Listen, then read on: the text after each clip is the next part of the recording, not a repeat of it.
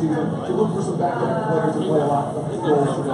On the other side, Dallas Cowboys had high expectations. Better than everyone seen in the NFC last year with a 13-3 record.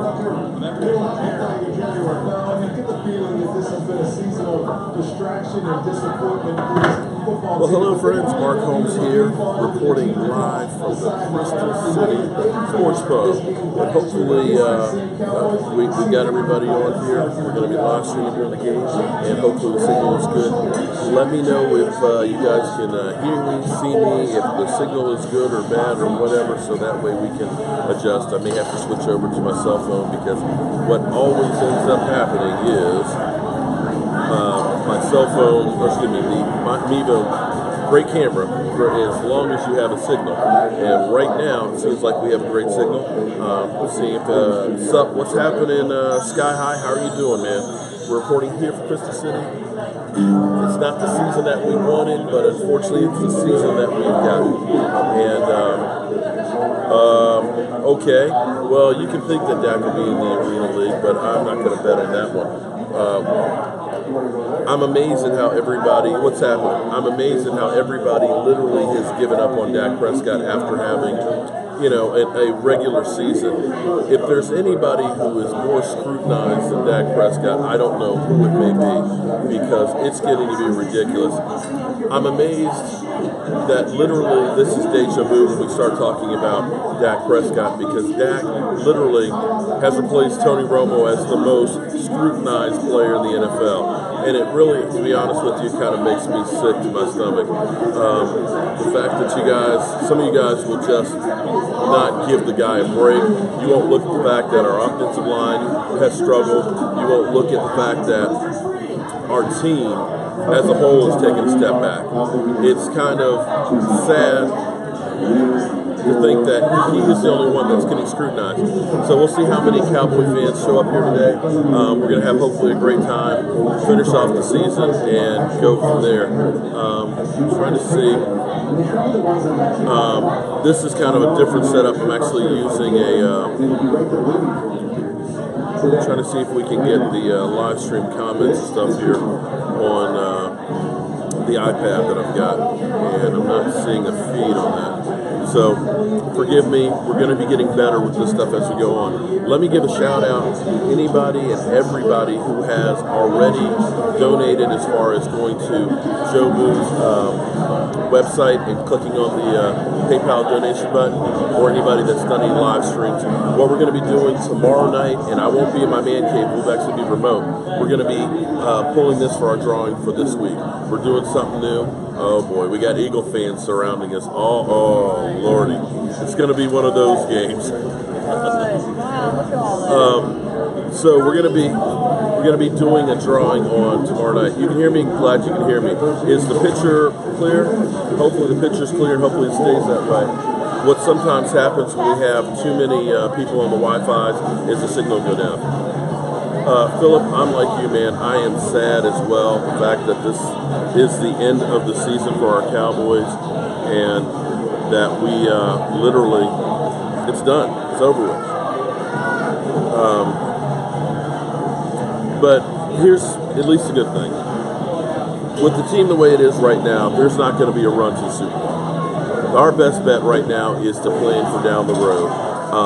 Unfortunately, we're going to have Jason Garrett still for another year at least. Maybe we'll at least, hey, you can hate on the Dak shirt. I'm a believer in him, because as Cowboy fans, you want Dak Prescott to succeed. His contract is team-friendly, $600,000 a year. The fact that you're not having to spend high draft picks trying to draft a guy and train him. Oh, well, great. Hey, well, I'm glad. For once, it's all working good. This is great to hear. So now let's just see what our Cowboys do. And it's actually kind of cool here in Crystal City Sports Pub. There's TVs galore. We've got a main screen up here with the Cowboys that are on. And the third floor up here, they actually have the sound on for the Cowboys-Eagles game. And more than a few Eagle fans here. We have some nice ladies so far. They haven't started any stuff, so hopefully we'll keep it that way. The big questions will be, Jason Witten is active. Will Jason Witten Will this be his last game? Red needs to go. I can't say I disagree with that at all. I would love to see Jason Garrett gone, but unfortunately, Jerry Jones loves the guy, and it's just probably not going to happen. While we're waiting for the kickoff, let me try something here. See if I can actually get the stream better and get the comments up on this main board. So, what are you guys looking for today on this game? I, for one, am just looking for us to at least finish the game strong. Hopefully don't get anybody hurt with any major injuries. And that's it. Just try and get out of here alive.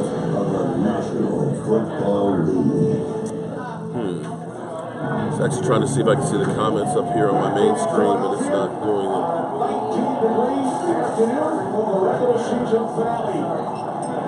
Well, you're right. Race does have a lot to do with it. I wish actually I could put the game up for you guys, but if I actually live stream the game directly, they'll shut down my channel. So this is about the best that I can do is, of course, just live stream through it. But again, thank everybody for tuning in.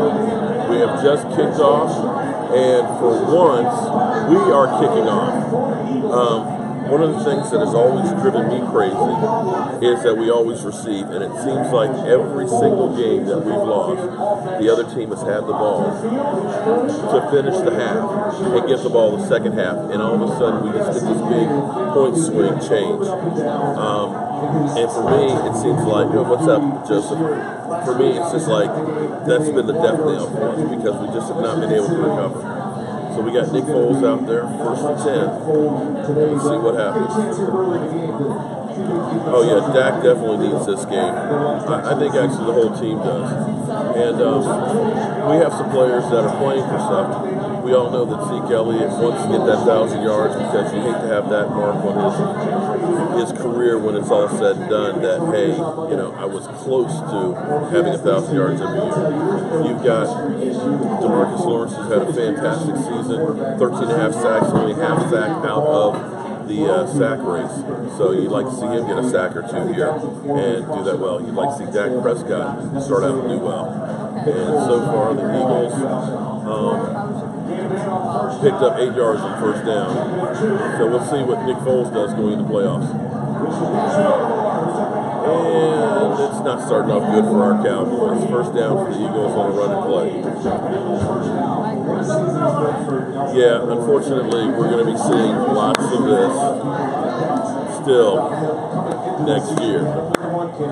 Yeah. But let's see how they finish. I still am holding out hope that maybe Jerry Jones wakes up and does something different. I can only hope at least.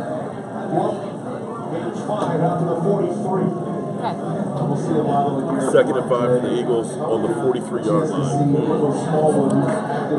Well, our defense is starting off kind of bad at the moment. And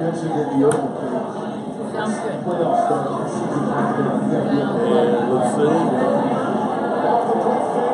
Wow. At the moment, it just looks like we're just going through the motions here.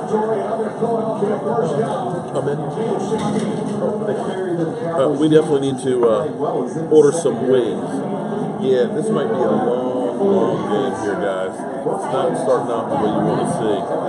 But then again, maybe if it's a really ugly game, maybe this could be the final nail in the coffin for Jason Garrett. Let's see. Wings. Gotta have wings. Wings. Wings.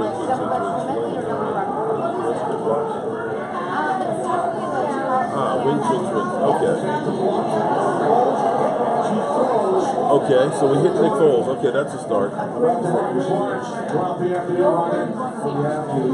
We're going to order some wings for Joe Boo. Wings. Almost an interception, so that's good. And still trying to update here. Players had a bad series, a bad game, bad couple of plays, whatever. You never see a coach or another player there trying to calm that person down, trying to get them ready to go. So we're having a little problem with the stream. Hopefully it's back now. I may end up having to switch up here. How's the stream going, guys? Because it looks like it froze up on me. 3rd and 7, let's see. And he dropped it. He was wide open, and, you know, with daylight, so we lucked out on that one. So at least we're forcing him to punt. Let's see, how is the stream going here, guys? Are we still up? This has just got to be a catch. Easier. There's Torrey Smith's going to catch that. Torrey Smith here. Yeah. Well, up until that point, with the exception of almost having an interception, the Eagles' offense looked pretty good with Foles behind it. But they bogged down, so 4th and 7. We'll at least get the ball here. Oh, no, they're going for it. 4th and 7. Okay. Last game of the season. Can't hold anything back. 4th and 7. They're going for it. And Nick Foles took a hit. And it's incomplete. Wow. Wow. I can't believe they actually went for that one. Okay. Hey, guys, here. I'm here with a Dallas Cowboy fan club, and they're actually having a raffle. Got my ticket right here for, let's see that. Dallas Cowboy. I need this. I need this, guys.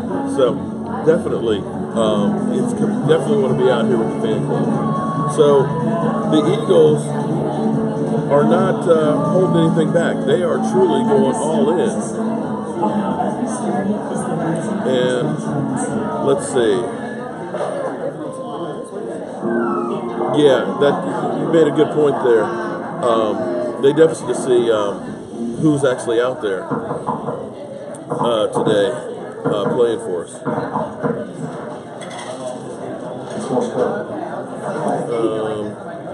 Sorry, still back it up here a little bit.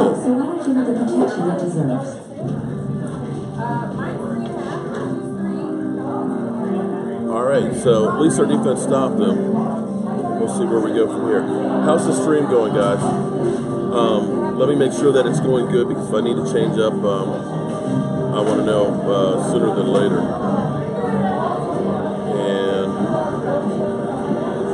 Okay, so actually it's looking okay right now. Well, we're going to have a off-season here with a lot of changes. I hope we're going to have a lot of changes. If we don't, then we definitely got something wrong with Jerry Jones. I would like to clean house as far as the coaching staff goes. If we could get rid of Red Jesus, I would be happy as can be, but I don't think that's going to happen, unfortunately. Maybe at least we can get some... we got 3 hits on the quarterback, so that's at least something. And seeing Nick Foles knocked to the ground a couple of times, I'm not sure that they're going to play him for too much today, but we'll see. I don't see them actually playing the starters for more than a quarter, any more than 2 quarters. I think they just want to get him a little bit of playing time out there, but I don't think they're going to risk it with the playoffs. Here we go. Okay. So we actually, this may be a case of a little too late. They're mixing up things a little bit. We just did basically a kind of a naked bootleg screen out to the side, picked up 6 yards. The problem I have with Linehan is our offense was so stagnant. We could have tried things like bunch formations to try and get these guys open, because clearly our receivers aren't winning the one-on-one battles against the D-backs. So 2nd and 4 on a 46. Here we go. And Zeke Elliott, 1st down, 5 yards. And that's what killed me last week, is that we didn't continue to try and run the damn ball. I just don't understand Linehan's philosophy. Jason Garrett, when things get tight, they go to the pass too damn much. You've got a running offensive line. You've got Zeke Elliott, who's hungry, well-rested, wants to get that 1,000 yards, and yet we continue to pass the ball too damn much. Here we go. 1st and 10. Dak was off on that one. Dez just got lit in the face mask there. Unfortunately, it's a great route with a bad delivery. That was a bad pass on Dak. Dak, man. Dez was actually open for once, stumbled a little bit, and tried to adjust. I don't know if Dak was looking at before he slipped on there. He was going to be in a different spot. But Dez got lit up. 2nd and 10. Here we go again. Yeah, let's see. 2nd and 10 from the 50-yard line. And Zeke for nothing. Lost the yard. Here we go. 3rd and 10. Let's see what they do on the 50-yard line.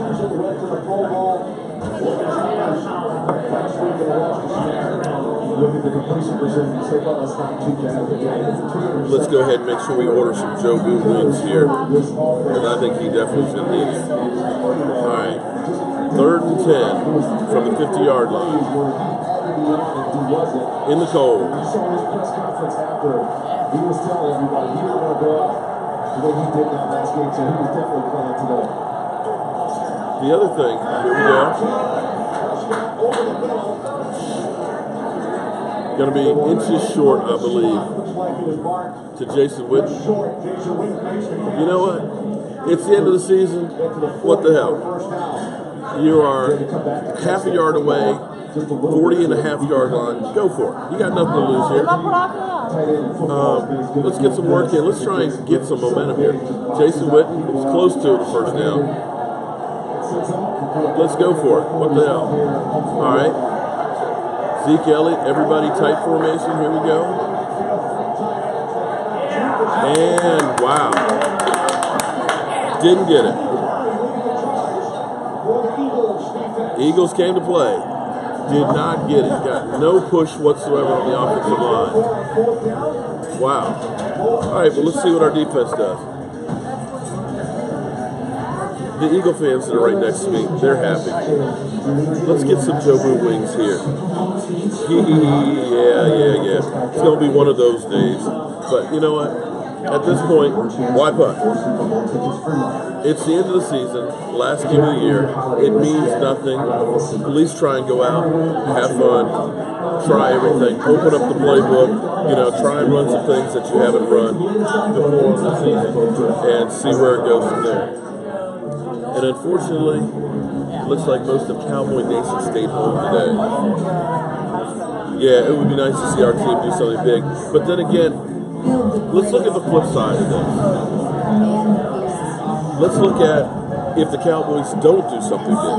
What if they just go out and lay an egg? Could that be enough to just kind of push Jerry Jones over the edge and say, you know what? Let's start over. Let's blow this thing up. I am ready to blow it up. I am ready to move on from Jason Garrett. I am ready for something different. And maybe, if we look pathetic, maybe that could be the thing. I don't know. Maybe I'm just hoping it's hope. Hate to tell you, Gary, Cooper Rush isn't the answer. The most popular person on every football team is always a backup quarterback, but very rarely does it end up being that you find gold with a backup quarterback. Cooper Rush, and you'll probably see some time, I'm sure, today, has a long ways to go, okay? But maybe it's better to get him out there and to kill that dream for you guys.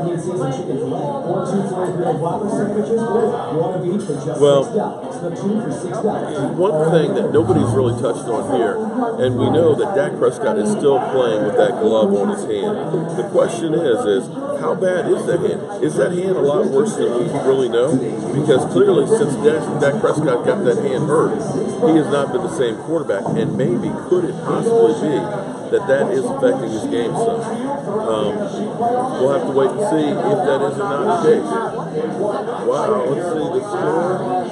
The Giants are giving it to the Washington Redskins 12-0. Ooh, after the Redskins just gave that vote of confidence to Jay Gruden and said that guy's going to be back. I wonder if they'll change their mind if they get blown out against the Giants. Byron Bell got his ass beat. Didn't see that coming. Yeah, boozed out. You're right on that one. All right, first down for the Eagles on our 42-yard line, and we'll see what's going on here with that. See what our defense does in this one. If nothing else, I want to see DeMarcus. Oh. DeMarcus Lawrence is getting a hell of a push. DeMarcus Lawrence wants that sack record. Sack title. He was upfield so quick that Foles had no chance. I mean, no chance. He was breathing all over him. He literally threw that into the ground. And as always, we see he's being held and not being called. He wants that sack. He's tied currently with Calais Campbell from Jacksonville for second with 13.5. 14 is the lead.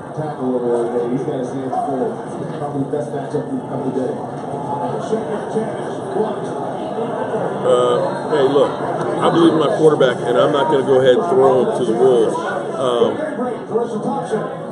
I'm still going to believe him. You guys are free to have your own opinion. I'm going to support the guy because he's our quarterback. And if you guys want to say F him, well, then you guys are really the bandwagon fans that are only going to support guys when they're winning. All right, so here we go. Third 12. Let's see what our defense does.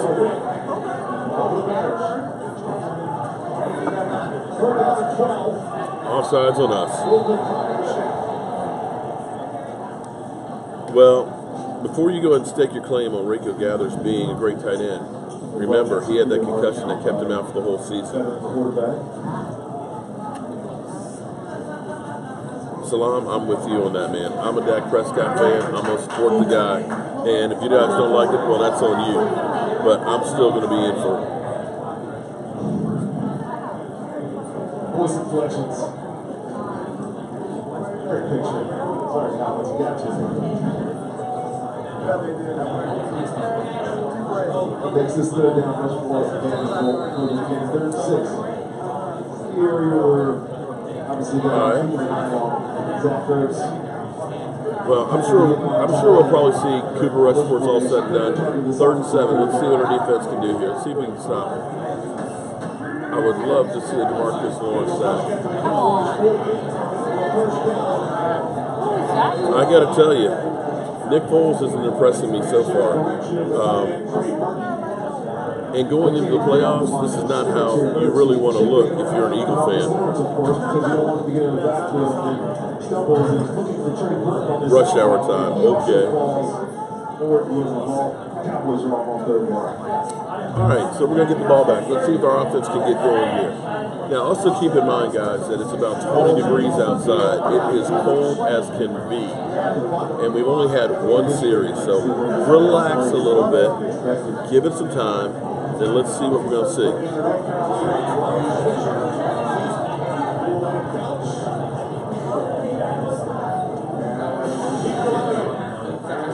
All right, run the damn rock. Okay, guys, let's run the football. Can we just do that? Can we at least try to get a first down running the ball?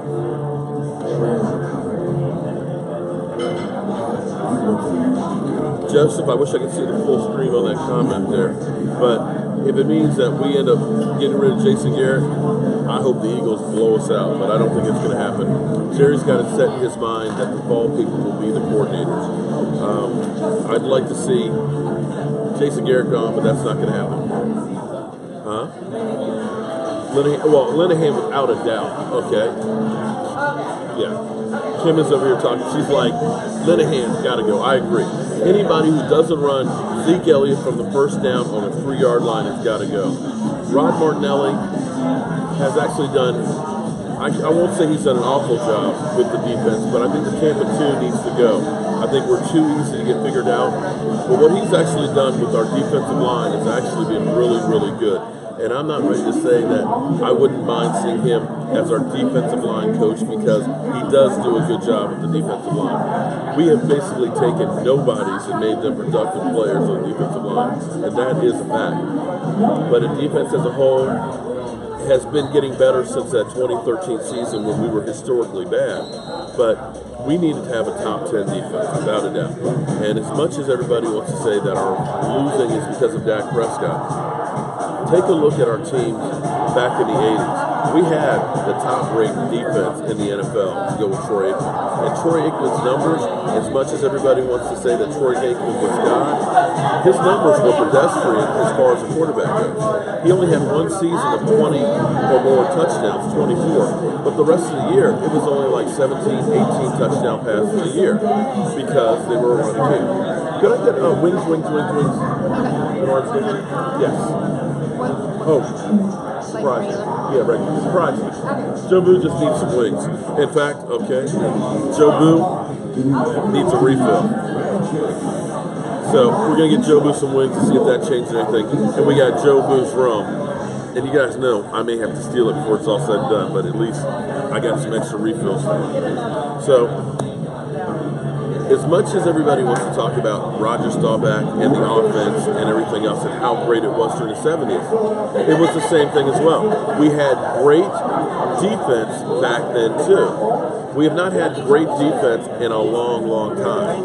You know, the fact that we scored 30 points 2 games in a row at home and lost tells you the defense is kind of lacking. So we need the defense to go along with the offense. Dak, well, he's kind of lost confidence. The receivers have not done anything spectacular out here either. So it's been the whole team as a whole that's taken a step back. Our offensive line, we did not give up 7 sacks to one guy ever with Tony Romo. So guys, prove the Jets and Dak Prescott just a little bit. Throwing into double coverage to Dez Bryant. Yeah, our offense just looks pathetic right now. 3rd and 8. Throwing into double coverage here. Dez didn't exactly get a lot of coverage. And Dez also alligator armed that to protect himself because he knew he was going to get lit up. On that play, that's not the play that you really want to go to Dez because you are basically leaving him out there to get cleaned up. And Dez could have had that catch.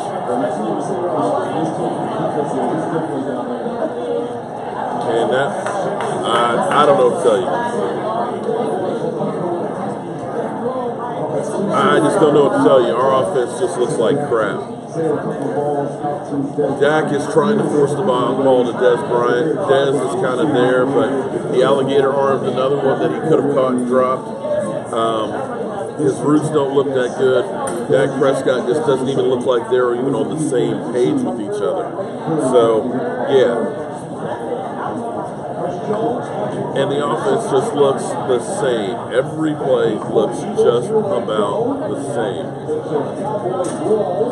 At least, if there's anything, at least the defense is playing well. Let me go through and pull up some of the stats here. NFL.com. Just look at the numbers because if you're an Eagle fan, you can't be happy right now with what you've seen. Let's see.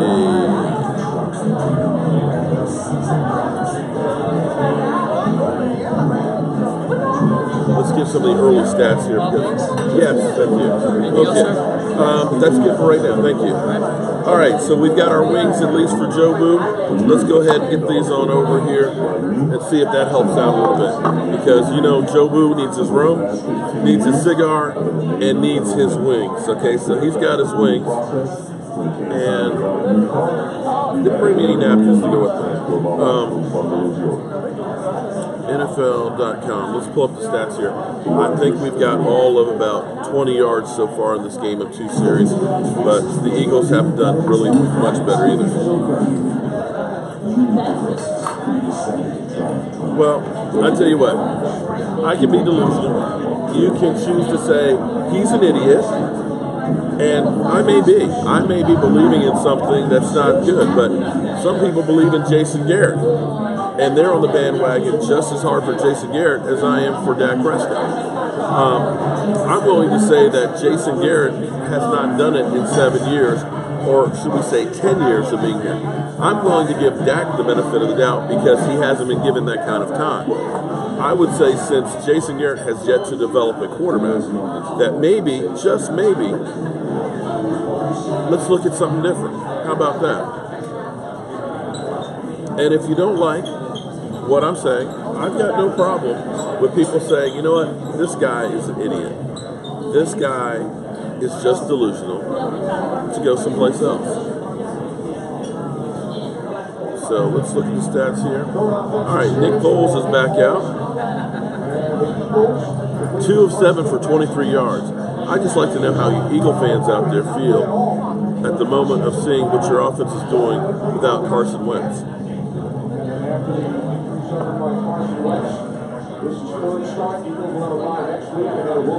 Okay. Thus far, Dak Prescott 2 of 5 for 14 yards. Zeke Elliott 4 carries for 7 yards.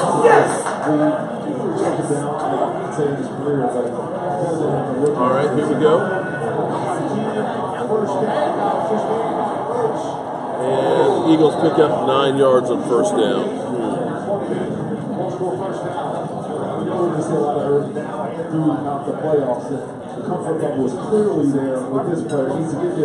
Yeah, well, here's the thing. As far as Dak goes, and it's the offseason, we've had the sophomore slump. We've had the sophomore slump now. Hopefully, maybe we can get some work in and get in a better situation for next year. Okay, here we go, 2nd and 1. And they got the first down. And the Redskins are looking, they're in the red zone. So at least the Redskins are getting close. And we got Pittsburgh up 7-0 over Cleveland at the moment, with a possible Todd Haley coming to Dallas, or at least that's the early rumors. But I think he might be a coaching candidate.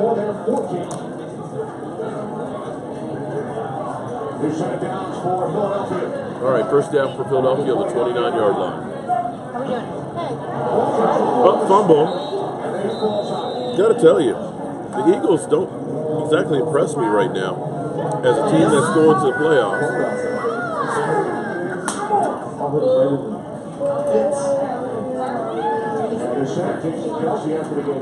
The Eagles, excuse me, can I get a plate here for that? Just a second. Well, Shaggy Dog, hey, what's happening, my man? You can blame it on Joe Boo, but Joe Boo's only been around for 4 years, and it's been 22 years of the Cowboys losing. If you truly believe that Joe Boo is the reason that they're losing, well, I'm sorry sorry for you. And we got an interception. Okay. Maybe you talking about Joe Boo changed that mojo right there, because we just got a pick and Joe Boo just got his wings. I'm not saying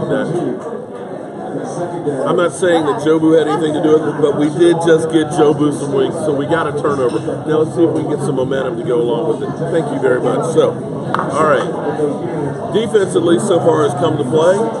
Nick Foles has looked like hot garbage. 3 of 8 for 32 yards and an interception. So, Eagle fans, how you guys feeling right now about going into the playoffs? Martinelli should blitz every down. You know, yeah, I'm happy for Awuzie getting that interception. You know, you'd like the defense to kind of go through and feel good going into the offseason. Now let's see if the offense can do something with the first down on the 48-yard line. Dak, it's time for you to show up for me, man. I believe in you, and everybody is basically telling me I'm an idiot. I want to be able to tell you guys, I told you so. Okay, we're doing a reverse, and Dak Prescott got in the way of a lineman. Okay, we're trying some razzle-dazzle, and we picked up a first down the hard way. And it was funny because Dak Prescott thought about making a block, and he just basically got in the guy's way, and then he got out of the way, which I'm glad that he got out of the way. So that's kind of cool. So here it is. The season's over, and now we're trying a few things different. It's a little bit late. All right, first down on the Eagles 40-yard line. Let's see what we can do here. Let's see if we can get a drive for a score. All right, Zeke Elliott. You know, as much as you guys want to talk about Dak Prescott being no good. Understand that the dynamics of our team has changed completely from last year to this year. Right now, we didn't see plays like just happened where we've got so much penetration that Zeke Elliott literally, as soon as he got the ball, had to try and cut to get out of the way. Our offensive line is nowhere near what it was last year. Tyron Smith is not playing today, and it just looks bad. Last year we had holes that were wide open, and Zeke Elliott was picking up 5 yards, 6 yards every time he had the ball. But teams have gotten to the point where we literally have shut down the run to the point where you're not as concerned, and they can sell out on the pass play. And it's basically because teams have figured our offense out. And you don't have the play that you had last year. Cole Beasley was a beast last year with almost 900 yards catching in the slot. He's getting double covered like he wasn't last year. If you believe that Dez Bryant is the same player that he was a couple years ago, I will tell you that you're completely wrong. So it's not just Dak has gotten worse. It's everybody has gotten worse in an offense. And you're running the same offense on top of it. So it is what it is, and we are where we are at the moment. So that's where it is. I believe that maybe, just maybe, let's back up here, maybe this offseason we make some changes. We upgrade our offense. We get some better draft picks. We don't lose Zeke Elliott for 6 games. That's going to make a hell of a difference on this team. Just if we were able to adjust at halftime and not give up games that we had leads on, would make a difference. So we're not that far off. And with 10 draft picks, it still gives you some hope. At least with our defense, you see Lewis has been playing better. You're seeing that Awuzi's playing better. You've got Xavier Woods is playing better. We've got some guys that are beginning to step up, that if they can step up next year and take off from where they are this year, all of a sudden the defense is looking a little bit better. If we can get a couple of good linebackers to go with Sean Lee, so when Sean Lee's not there, we don't drop off the face of the earth, which is what happened. We had a couple games that if we had won, we'd be in the playoffs right now. With Dak playing the way he's playing, without Zeke Elliott. So don't go through and feel like we're the Cleveland Browns or the New York Giants. The New York Giants who are giving it to the Washington Redskins right now. All right, we got the Eagles down deep. The Eagles have had one decent drive into our territory. Other than that, they have been terrible. Excuse me, I'm feeling okay. So, Eagle fan over here just gave me the look. All right, 2nd and 21. They're going backwards, guys. Maybe we can get a safety and it'll be a 2-0 win. How's that? Come on, DeMarcus Lawrence, let's get a sack. Let's get a sack. Come on, get rid of it. Double team. Almost picked off again. What about Todd Haley? Joseph, rumors are that the Cowboys are going to be getting rid of both their coordinators, and that Todd Haley has basically worn out his welcome with Pittsburgh. Ben Roethlisberger does not get along with Todd Haley. In fact, they say that they have to have a coach intermediary between the two of them, and that he won't be returning. And if he does not get a head coaching job, which I think is a possibility, that he may end up being a hot pick for the Cowboys. 3rd and 21, deep in Eagles territory on their 9-yard line. Let's see what our Cowboys defense does. Come on, DeMarcus Lawrence. Got a little bit of pressure. They did a dink and dunk pass. So, defense has stopped them 3 times. Could it be that the defense is playing for Rod Martinelli's job? Right now it looks like it because they're pitching a shutout against the playoff team, and we've got a little bit of a fight going on out here. We've got a breakup here on the field. We're seeing at least a little bit of passion. A little bit, just a little bit. So far, Nick Foles has done absolutely positively nothing. We got Xavier Woods up in there. We got Jones. Yeah. Our defense is not playing like a team that's about to go play golf.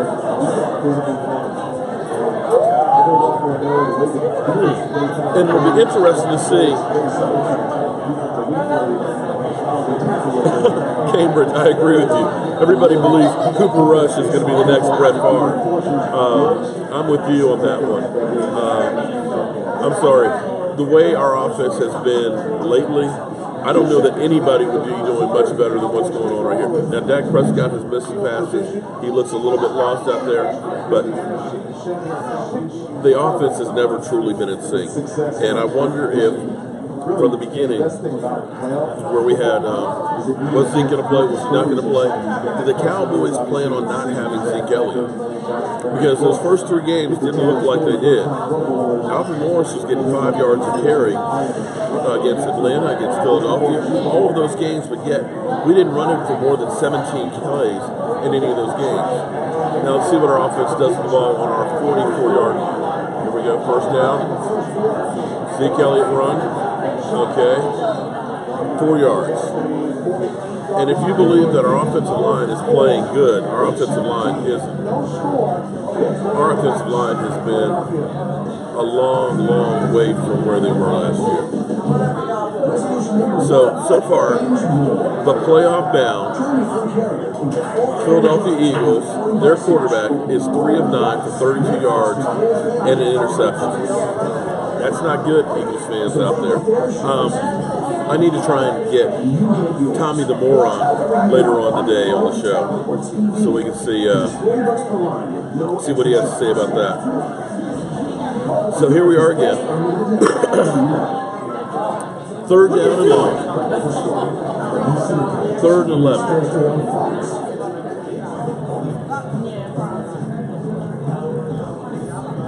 Mike Combs, I'm with you, man. I hope Dak gets together. I hope the team gets together. I hope the coaching staff gets together. I hope everybody gets together.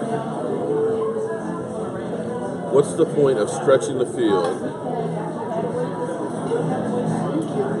The point of stretching the field is it opens up the running game and also gives you better. It also gives you a better chance to make completions. What do you mean? What is the point of stretching the field? Well, you can't tell Eagle fans that they had a soft schedule. Don't even start that one because you'll get the wrath of Eagles Nation.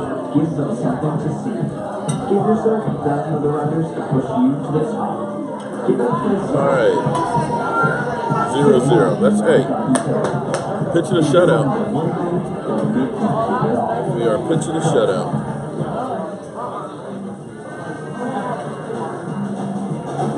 Boy, my stats are way, way behind.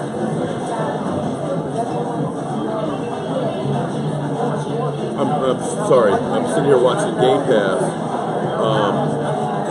online here, and it's literally still in the first quarter. I can't seem to get it to update. But that's one of the problems you have is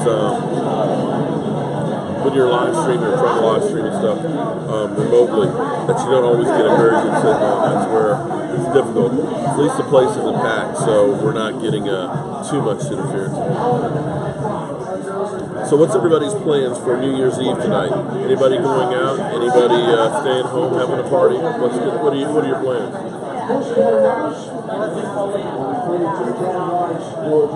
So far, we've got 33 yards off it. 2nd and 7. Let's go.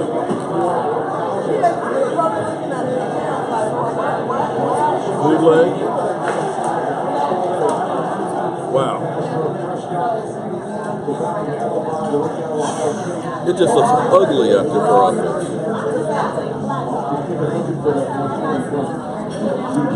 Try to naked bootleg. Guys right there in Dak's face. Drop pass. 3rd and 7. Let's see if we can get a first down. Can we just get a first down? Come on.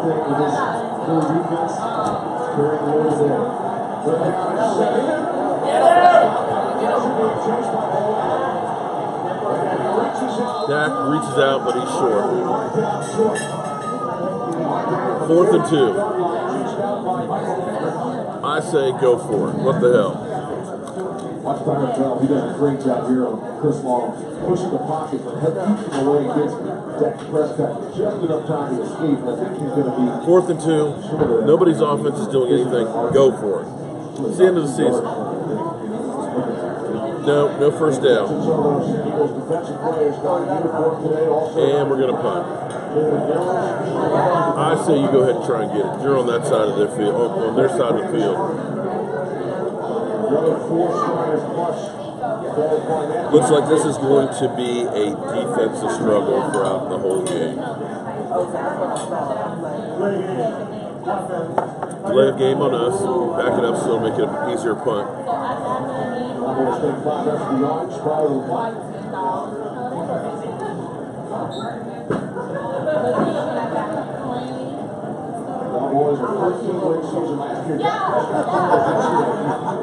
Forgive me. I got a question for Cowboys Nation here.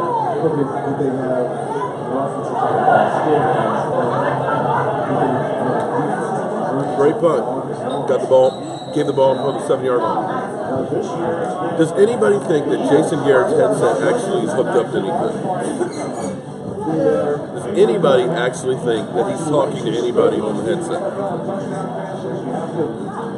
Yeah, I agree with you. Jason Garrett smiling on the sidelines. I'm telling you, his headset isn't even plugged in. Every time I see Jason Garrett, I just get pissed off. But Joe Boot, Virginia Finest, he's got a shot right here. I'm going to be stealing it soon. Feel the rush. Yeah, okay. Okay. For all of you guys that are mad about Dak Prescott, Nick Foles hasn't done any better. In fact, Nick Foles has turned the ball over. So there's that. And he's not putting the ball downfield. Yeah. Gardner, again, I'm still mystified with our play caller.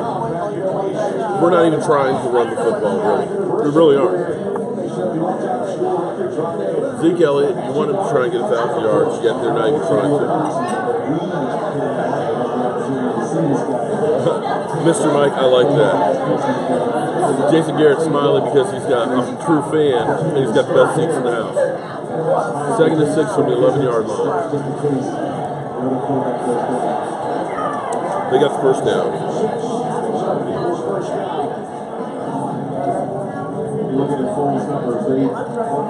All right, so Nick Foles is on the sidelines here, guys. And I got to tell you, he was 4 of 11 for 39 yards and 1 interception. Not exactly prime time. I think I'm going to do a video later on and try and see if I can get Tommy the Moron on to talk about how you guys are, how you Eagle fans are feeling right now about your offense.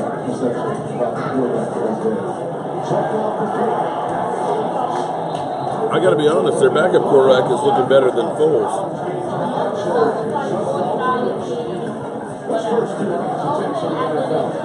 Sudfield looks better than Nick Foles did.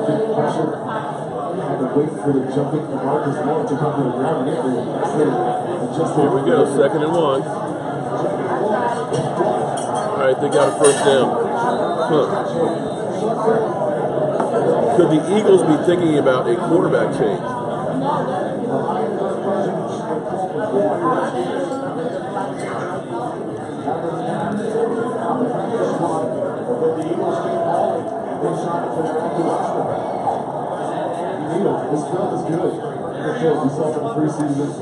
Here we go.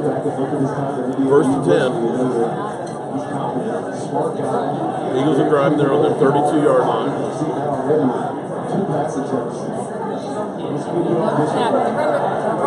Oh, he was tripped up in the backfield. So who gets credit for the sack?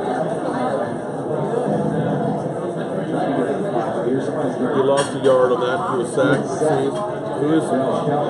And the Cowboys are being held again.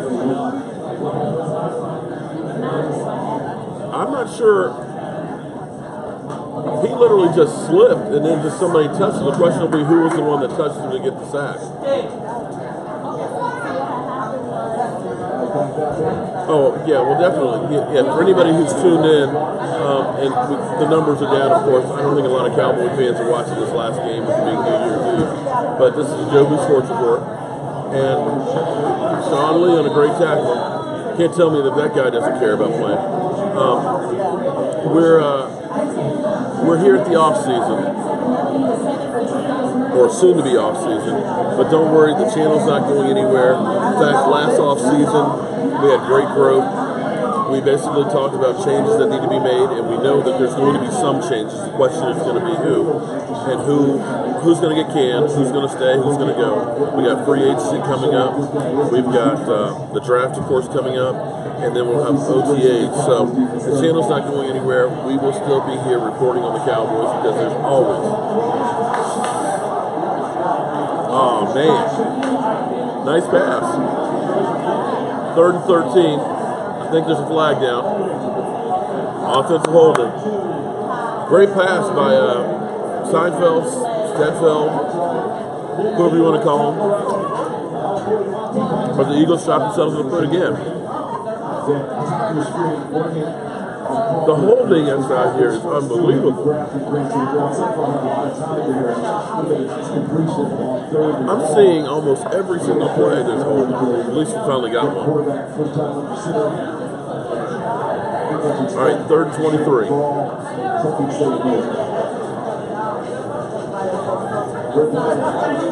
Here we go. Guys, at least our defense showed up and came to play. We've got 1 sack and 1 interception already on the day. Screen pass. And they do not get it. Okay, so 4 stops for the defense. They've been keeping the Eagles in check. And thus far, Nick Foles is out. Nick Foles had 39 yards passing, 4 of 11, and an interception. So the question is are the Eagles better off having played their starters, or would they have been better off resting them so that way you wouldn't have the whole they look like crap talk that's going to happen all this week and the next week? So here we go. Let's see if our offense can get something going here.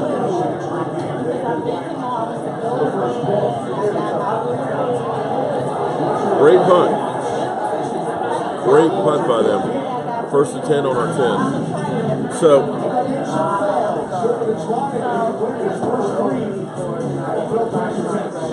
well, to throw for life, I'm going to use what Law Nation told me to start using as a quote when we talk about Jerry, is we call him Coach Jerry.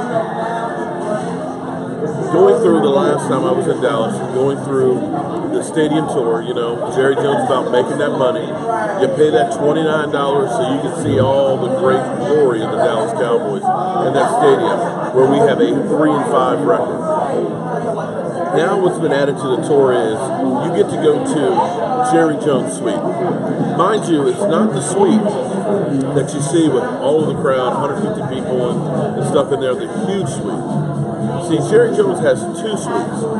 And I don't know how many people realize this, but the other suite is right on top of it.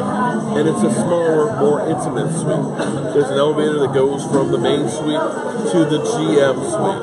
That's right, the general manager suite, where he watches most of the game. And guess what's there at the GM suite? The hot phone to the sidelines. So, you know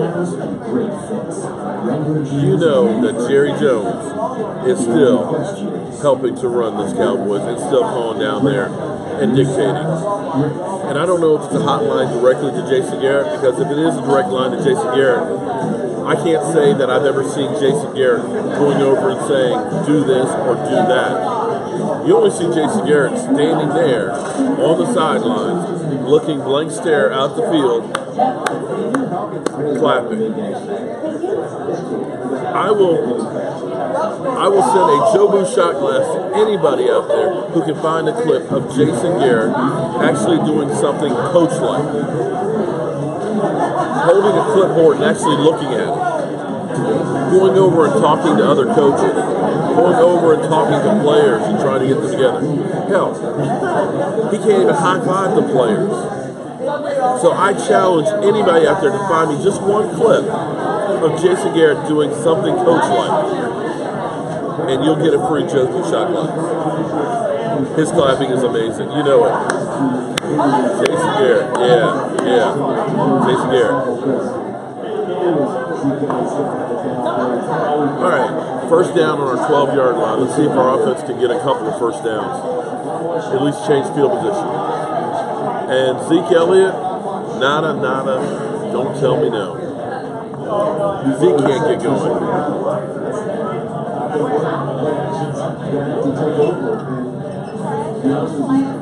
Zeke Elliott, 6 rushes for 6 yards.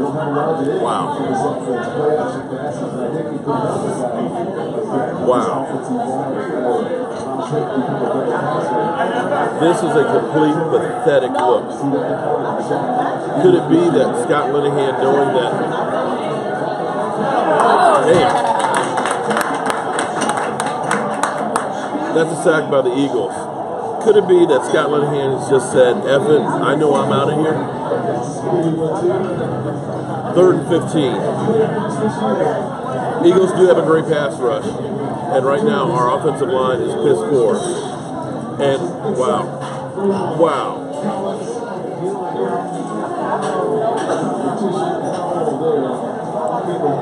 Yeah. Didn't even get his hands on him. 3rd and 16.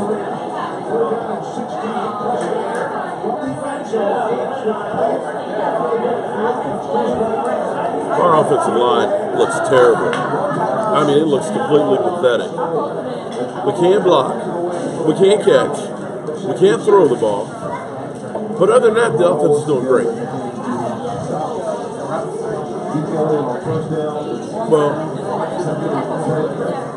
Well, Libra, I ask you, after seeing that sack where the offensive tackle literally couldn't even get his hands on the guy, there's not enough time to develop anything downfield. And if you do get it to Dez, he's going to drop it. And Zeke Elliott, he's got 7 rushes for 6 yards. Go ahead and blame the quarterback completely. It's only the quarterback that's messing up in here. Yeah, I got it. We got it. We got it, Libra. You just like to bitch about Dak Prescott.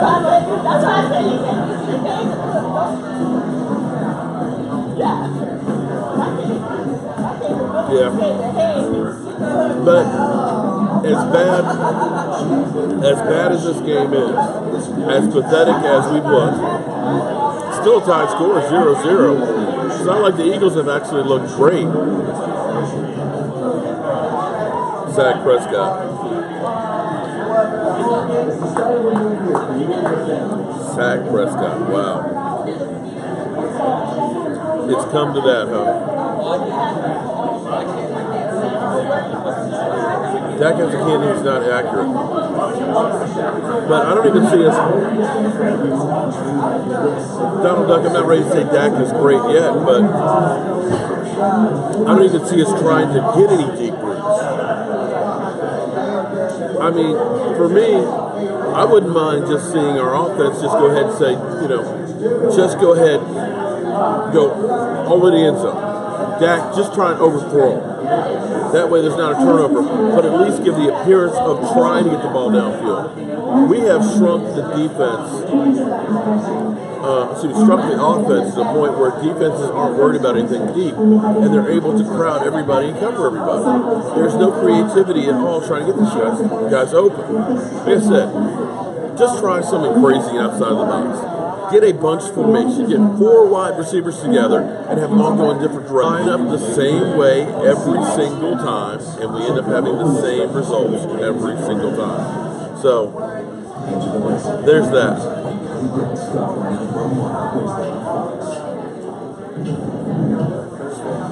Slow internet voice. Okay. Hopefully.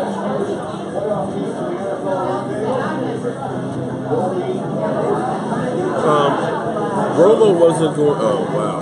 Yeah. Well, the haters be out. Feel free to go ahead and bitch. Pierre Sunday.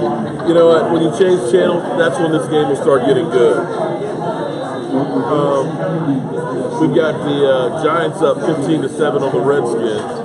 We've got the Cleveland Browns down 14-7 to Pittsburgh. And let's see what our defense does here. See if they can hold them on the 39-yard line. Yeah. I'm at the Crystal City restaurant in Arlington, Virginia, watching the game.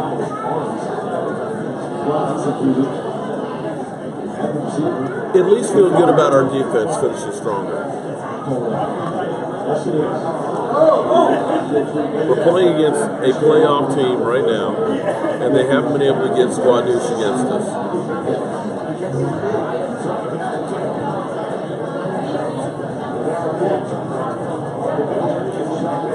All right, some bad tackling in there in the pile. 3rd down and 5. Let's see if they can hold it here to keep outside field goal range. Wow, Vlad, do you have to put it like that, man? Damn, dude. You know, it's funny because I wonder how Rams fans felt about Jared Goff last year. Because I guarantee you they're talking the exact same thing. No, Arlington, Virginia, not Arlington, Texas.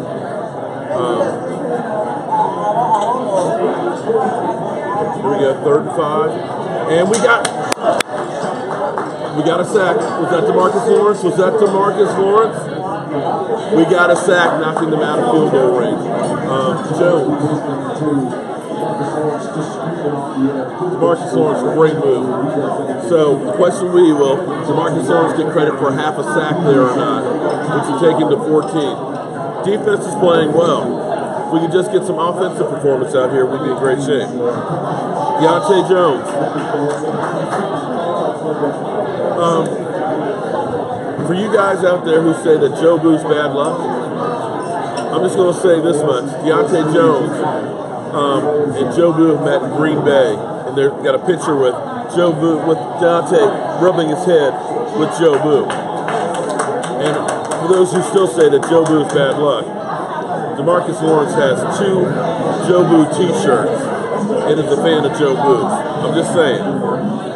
So, the defense is out there playing. If we could just get something going on with the offense.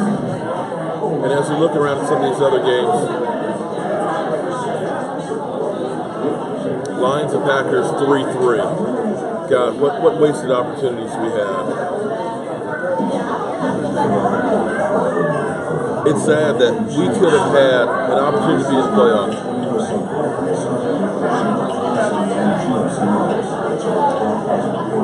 SJW, that only wants to hear good things about Dak.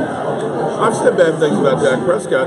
It's just, you guys want to figure that Dak Prescott is the only reason why this team has failed.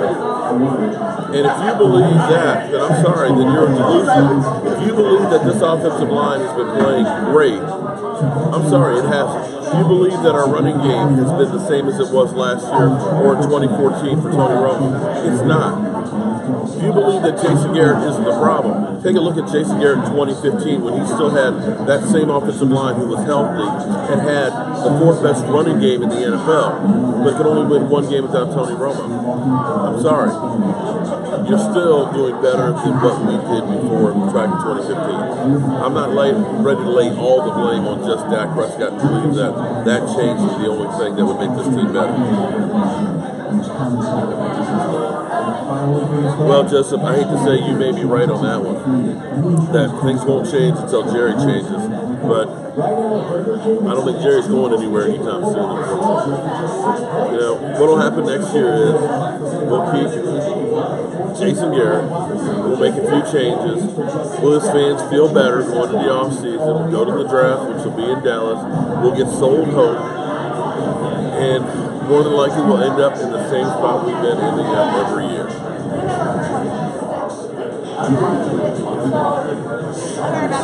James, that's another good point. You know, If you're not getting the job done, bench him. Get somebody else in there. Try somebody else. Because you're right, our wide receivers aren't getting any separation.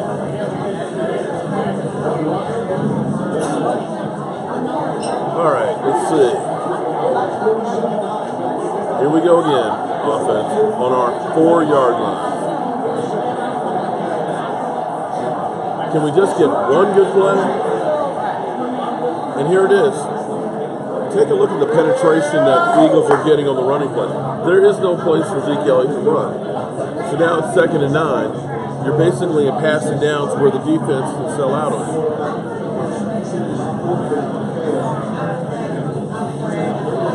Second and 9 from the 5-yard line. There we go. Showing good old Jason Garrett. Do you see Jason Garrett doing anything out there? Anything. Nothing. It drives you crazy.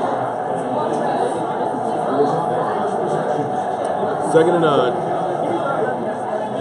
Screenplay.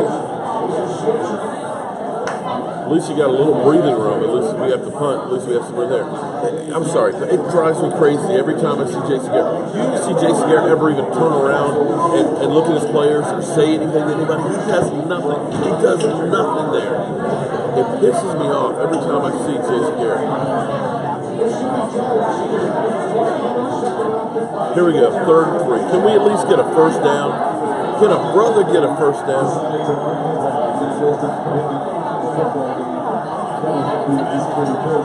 Here we go. Shotgun. We got a first down.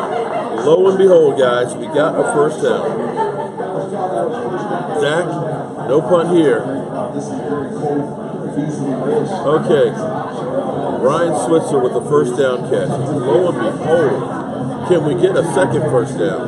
Because you know what? I'm going to steal some Joe Booth from here. Tell me about it.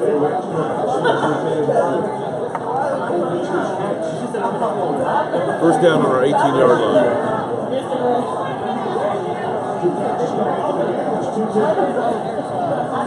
Oh, Zeke! Oh, man. Zeke Elliott fumbled the ball. Oh, damn. We got a flag. What's the flag? Start, I think. Somebody did. Zeke Elliott fumbled the ball. What's the call? Oh, defense is offside. Thank you, Jesus. Damn. Bad exchange with Zach and Zeke. Wow. Here's the exchange. No, the ball was in there. The ball was in Zeke's hands. I don't know what happened on that one. The flag. Thank God we got a penalty on that one. Eagles lined up on sides. Coach.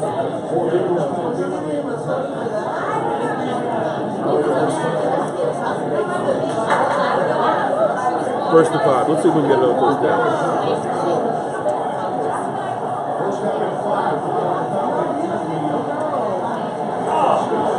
Jack scrambling. Okay. Okay. We threw the ball downfield. There's a flag. Des Bryant caught it. And of course, there's a penalty on it. Byron Bell.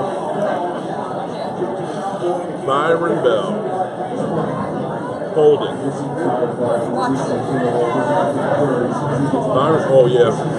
Byron Bell literally saved his quarterback from getting lit up, but Dak aired it out to Dez. Dez made a great catch, but it was all for naught. Yeah, biggest play Des Bryant has seen in a long time. Oh, boy. We have got to get a swing tackle next year. Zeke Elliott, nice move. Zeke Elliott for 16 yards and a first down.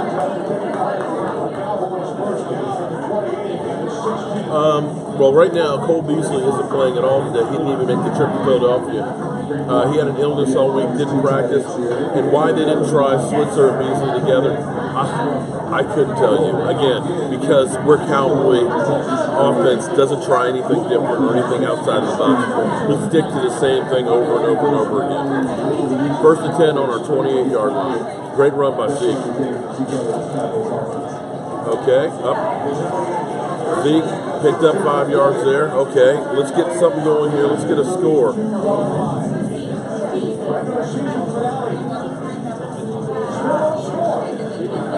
Why do I blame Garrett and not my dog? Well, here's the thing.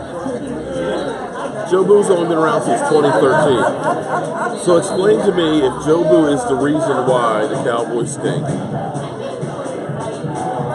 How come Jason Garrett wasn't winning Super Bowls before that? Or how come the Cowboys in the last 22 years haven't been winning things? So if you want to blame Joe Boo, okay, fine, I get that. But Joe Boo's only been around for 4 years. The Cowboys have been doing the same thing over and over and over again long before I came up with Joe Boo. So, yeah, there's that. And FYI, in the summer of 2014, we recreated the scene in Tony Romo's locker. It's very bad to steal Joe Boo's rum. And I believe that season, Tony Romo had his best season of his career. So if you believe that Joe Boo is bad luck, well, that's on you. He's not going anywhere.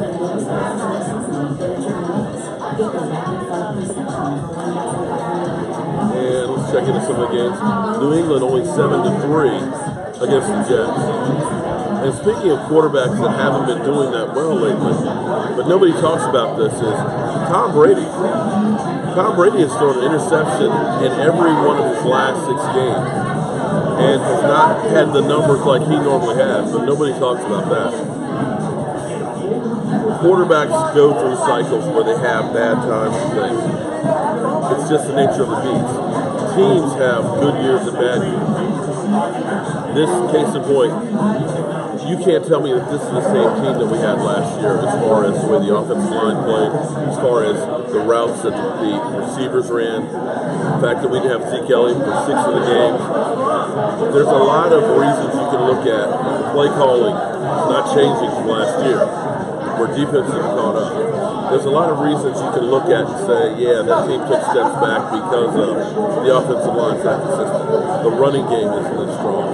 Dak Prescott has had a sophomore slump. The defense has had letdowns. There have been some major injuries like Tyron Smith and Sean Lee that have hurt the team. It's not just Dak Prescott.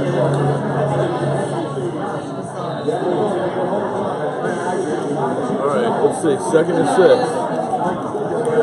We're at least getting a drive going right now.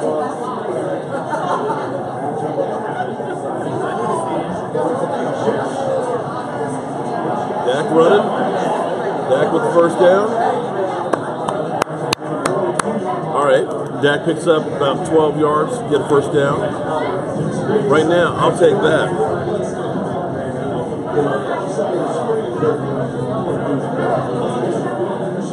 First down, almost at midfield, guys.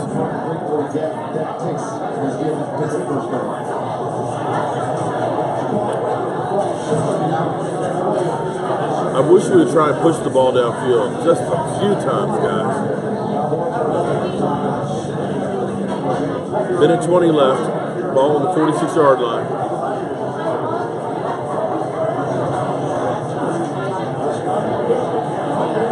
Dak trying to buy some time. Just gets rid of it. 3rd and 6.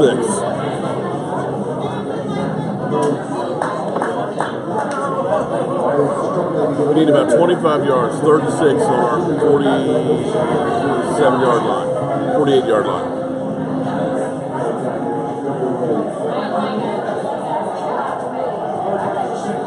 Third and 6.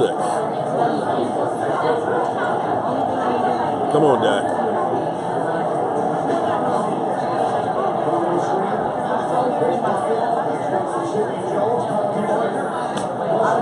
There we got a flag again. Ryan Switzer with the catch, but we got a flag. What's the flag?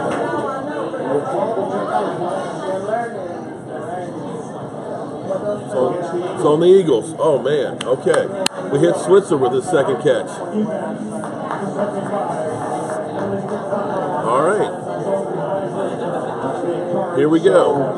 1:04 left. Now, This is interesting right now because we'll probably have the ball to finish the half off with, okay? Hopefully we finish off with a score. Normally what ends up happening when we end up receiving the ball every time is the other team is the one with the ball. Dak pushing it downfield. No flag. Normally it ends up being the other team that has the ball to finish the half and starts out the second half with the football. At least we have the ball right now. We'll come out and get the ball and start the second half. That ball just died. Jonathan Cooper's down. Oh, Lord. Something you hate to see is Jonathan Cooper looks like a leg injury. Oh! Yeah, that's an ACL. Oh. Jonathan Cooper just had a guy fall on his leg. You can see that knee just gave out. And you hate to see that at the last game of the season. Ooh. Yeah, that's going to be a TV timeout right there. Ouch. You know, you hate to see injuries like that, especially in a meaningless end-of-the-season game. Right now, at least the offense is moving. Dak Prescott 8 of 14 for 53 yards. Not exactly stellar by any stretch of the imagination. Zeke Elliott 10 carries, 28 yards. So haven't even really gotten the running game going. But if we can pick up 10 more yards, we can at least be in field goal range. We'll see how Dan Beetle Bailey is as far as kicking goes. Jonathan Cooper, they're trying to get him up off the field. Trying to get him up. And he's up. He's got two guys helping him. Man. Yeah, he's done. He can't put any weight on that leg. He's done.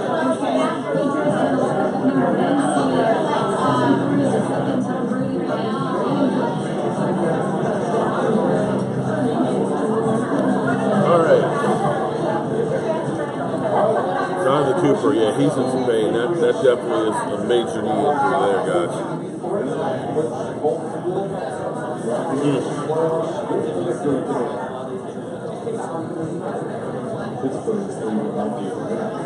Wow. 2nd and 10, 58 seconds left, and we got 3 timeouts. We got plenty of time, but we need about 10 more yards to get field goal range. I'd like to see us get a touchdown, but at this point, I'll take any point.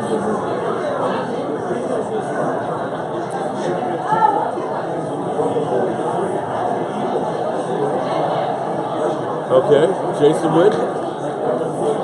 All right, flag on the field. Here we go again.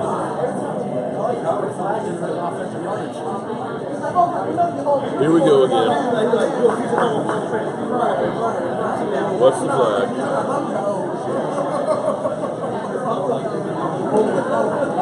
Holding on us. Damn.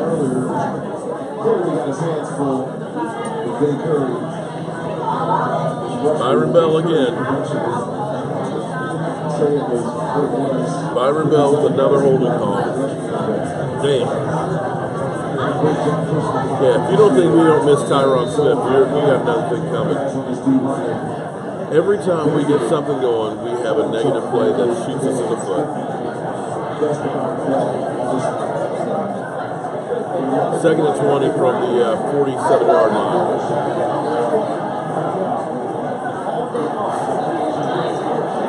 Third and 20. Got to push the ball downfield.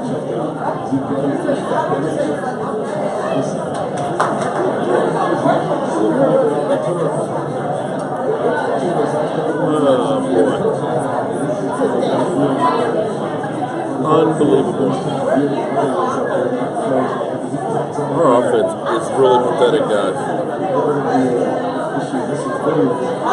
Almost everything is short passing. Eagles basically have set up 15 yards downfield and they keep everything in front of them.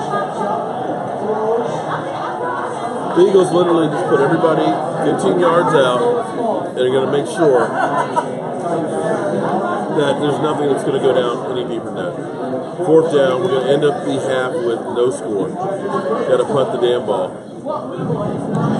Unbelievable. Wow. Unbelievable.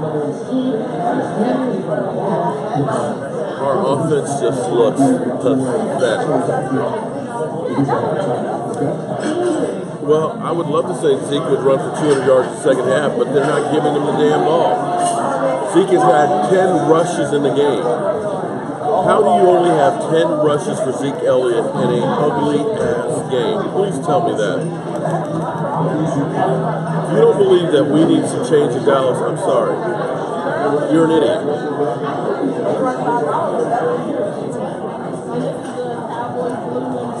Okay. Here we go. I'm assuming that the Eagles will just basically try and clock it in the half.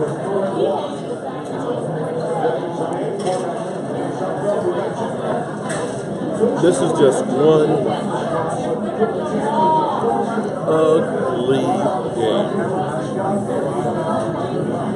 0-0. At least our defense has come to play.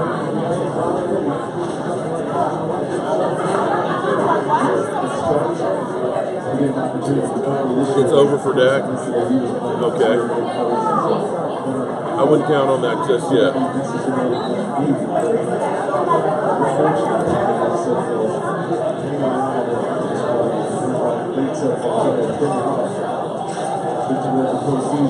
I'd love to see our defense get another sack before the half.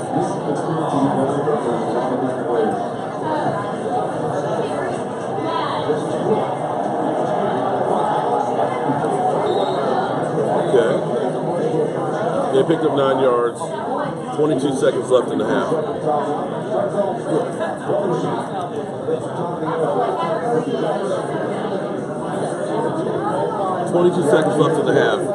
And let's see if we can get some halftime adjustments. How about that one for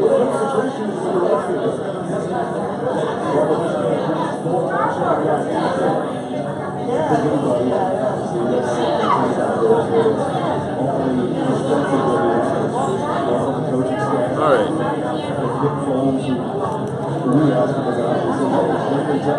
Come on, defense. Let's make something happen. Let's get a game-changing turnover.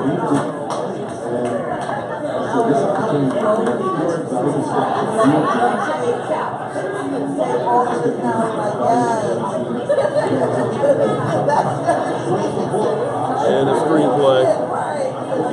Keeps them inbound, see if they take a timeout. And they do. 14 seconds left, first down for the Eagles.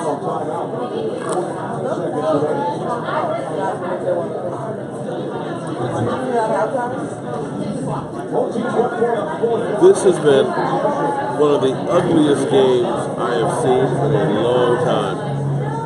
Right now, neither team has 100 yards in offense. Seriously. This is like old school football. Dez Bryant sitting on the bench by himself, as always. He looks pissed off, not saying anything.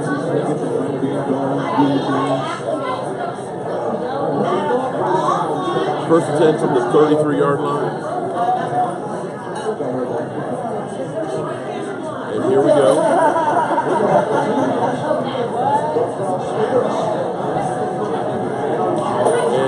That's going to pretty much do it for the half. Yeah, 4 seconds, 3, 2, 1, 0. Okay, it's halftime. With one of the ugliest games that you will ever see, literally, neither team can do anything on offense. I get it. Our team is done. The season's over with. We shut down Tyron Smith. We shut down Scandrick. You don't have Cole Beasley out there. Clearly, we know it's the end of the season. But if you're the Eagles who are playing at home, going into the playoffs, you can't feel good right about now that your offense is not doing it. I got my man Will over here, and Let me check out something here real quick. I'm going to get one more person added on to the mix here. Let's see if I've got a signal here. Okay. Well, hold on to that right there. The microphone. Jackson, talking to the microphone. Let me make sure. Testing. Not sure if I got you on there. Oh, Brett. What was that number again? Okay. Didn't win the backpack. So we got no mojo going today. Let me turn the camera just a little bit here.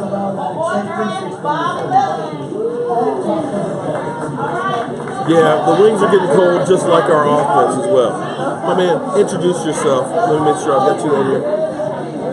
How you doing, Cowboy fans, Cowboy Nation? It's your boy Irvin, E2 Williams, DJ E2 is what I call myself, out of Bowie, Maryland. We out here at the Crystal City Sports Club, watching the game. It's a little dry right now, 0-0 still, but get that a little bit closer to you. Can you hear me?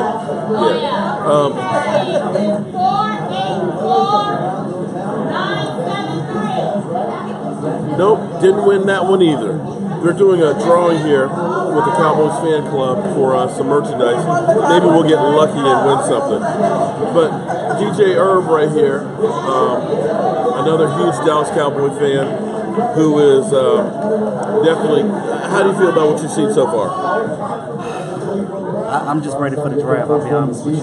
At this point, we need to draft some offensive linemen. We need people to back up that, because every time he steps out of the pocket and throws the ball, it's nothing going on. We can't get past 3rd and 13, 3rd and 7. We can't get out of our own way right now. Jonathan Cooper just got hurt.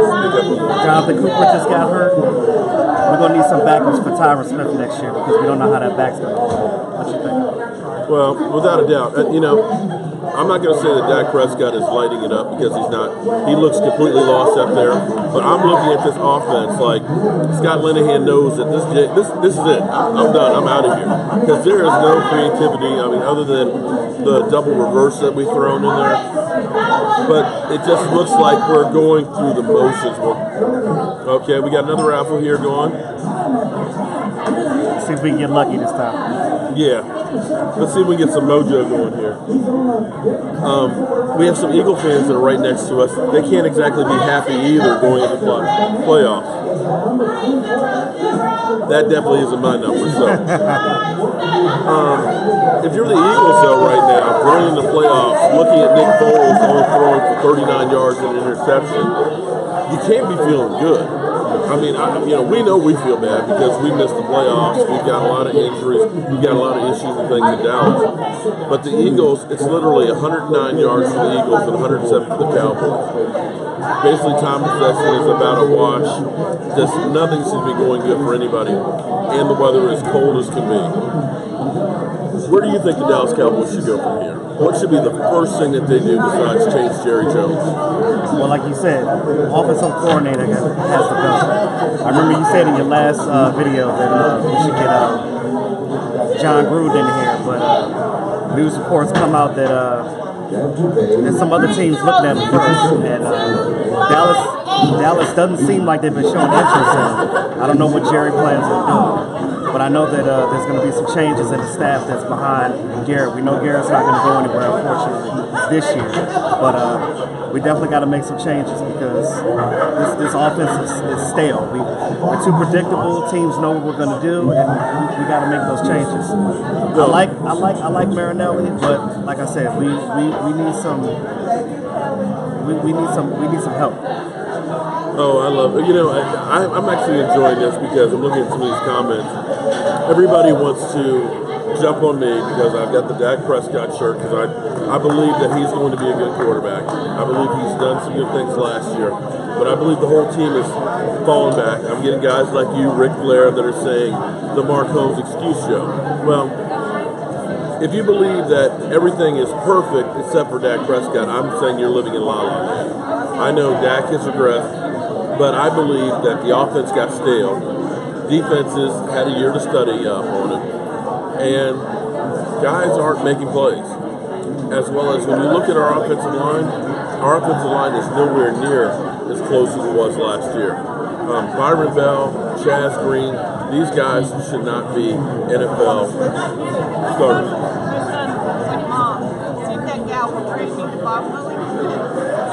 That's fine. Go ahead. Okay. Oh, you won the backpack. My wife did, but I guess we won it. Congratulations. Okay. I won this. Okay. Okay. So Now you said your son wanted which one? we're doing a swap meet here because He wanted that one? Bob Okay, Lilly yeah, go ahead and autographed switch it. picture was won by one couple, and What do you think? Cowboys backpack. So it's swap meet time here. I can put that on the wall in the man cave. What you think, Mark? Bob Lilly sign? Hey, Bob Lilly, yeah, definitely.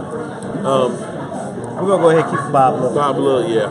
So the fans can see the you can always buy a Dallas Cowboy backpack real easy, but getting a Bob Lilly autograph piece is not easy. That's In what I'm fact, going today. I tell you what, guys, we're doing the drawing and stuff to help support the show because we're working on upgrading the channel. We're going to do a real studio, actually at my house, and you guys have supported the channel fantastically. Tomorrow night, I'm actually not going to be in the man cave tomorrow. I'm going to be remote, and it's going to be actually kind of cool. But we'll be giving away this autograph by Charles Haley. Let's put it up close. Autograph by Charles Haley, Jobu jersey. For anybody who does a super chat or goes to Cowboy Jobu and clicks on the donation, my man Irv here, he's donated as well. So he's actually in the drawing for this, along with about 40 other people. So appreciate the support. And so we may end up doing that as a giveaway down the road because it'll be a weekly thing. But Scott Linehan, everybody at least realizes or believes that his head's on the chopping block. The play calling that I see here looks like a guy who just doesn't give up. He doesn't care. He doesn't seem like he cares. And I mean, I don't understand what's going on. I mean, Scott Linehan, I mean, last year, it's really the same as last year, but the difference between this year and last year, the main difference between these that I think is Dak and Zeke, they were new. Nobody knew Dak like that. They didn't know what he was going to do. But again, after a year studying all his tape, they figured him out. We didn't make adjustments. As you can see, we don't make adjustments at halftime. We come out halftime, other team scores on us. We have to do some different things. These little trick plays that we're doing, yeah, they're working because teams are not anticipating us doing these things, but we have to do more than that. We have to incorporate more in our offense. We have to get more of our players, like I was telling you the other day, about getting James Hanna, more of our other tight ends. And I mean, Switzer, you see he's in the game. He's actually catching the ball. He's got a couple of passes tonight. But again, we don't use our players. And what happens? They go to other teams and they do better. So it's not like we don't have the talent. We just have to have the coaching staff do what they need to do. Like you were saying about John Gruden, about a guy that gets in your face. We need our coaching staff to get in these players' faces and just put some fire up under their ass. Well, you know what I mean? take a look. They had a shot there of Des Bryant. He's sitting there all by himself, and you can tell that he's pouting. And see, that's the thing that people don't understand about coaches. Sometimes it's more than just the X's and O's. It's also about getting a guy motivated. Some guys need a foot in their ass. Some guys need a hug. And as a coach, you got to read your player. Every time I watch Jason Garrett, it just drives me to the sidelines because I challenge anybody to tell me what he does. Do you ever see him turn around and actually talk to players? No, he's on the sideline clapping. Or talk to any of the other coaches. Hey guys, look, here's what I see. Maybe we should try. I see him do nothing other than looking blank stared at the field and clapping. It's his conservative nature. I don't know what it is. And what I think it is, I think that he's in the point in his mindset is, okay, I'm the head coach. My job is to be a coach Monday through Saturday. When Sunday comes, I allow my coordinators to do their job, whatever it may be. But man, have a good time at work, man. Sorry you can't stay through here. Be safe for New Year's, man, and have a happy New Year's. Things will get better here in Dallas. I can promise that. This is part of that normal cycle.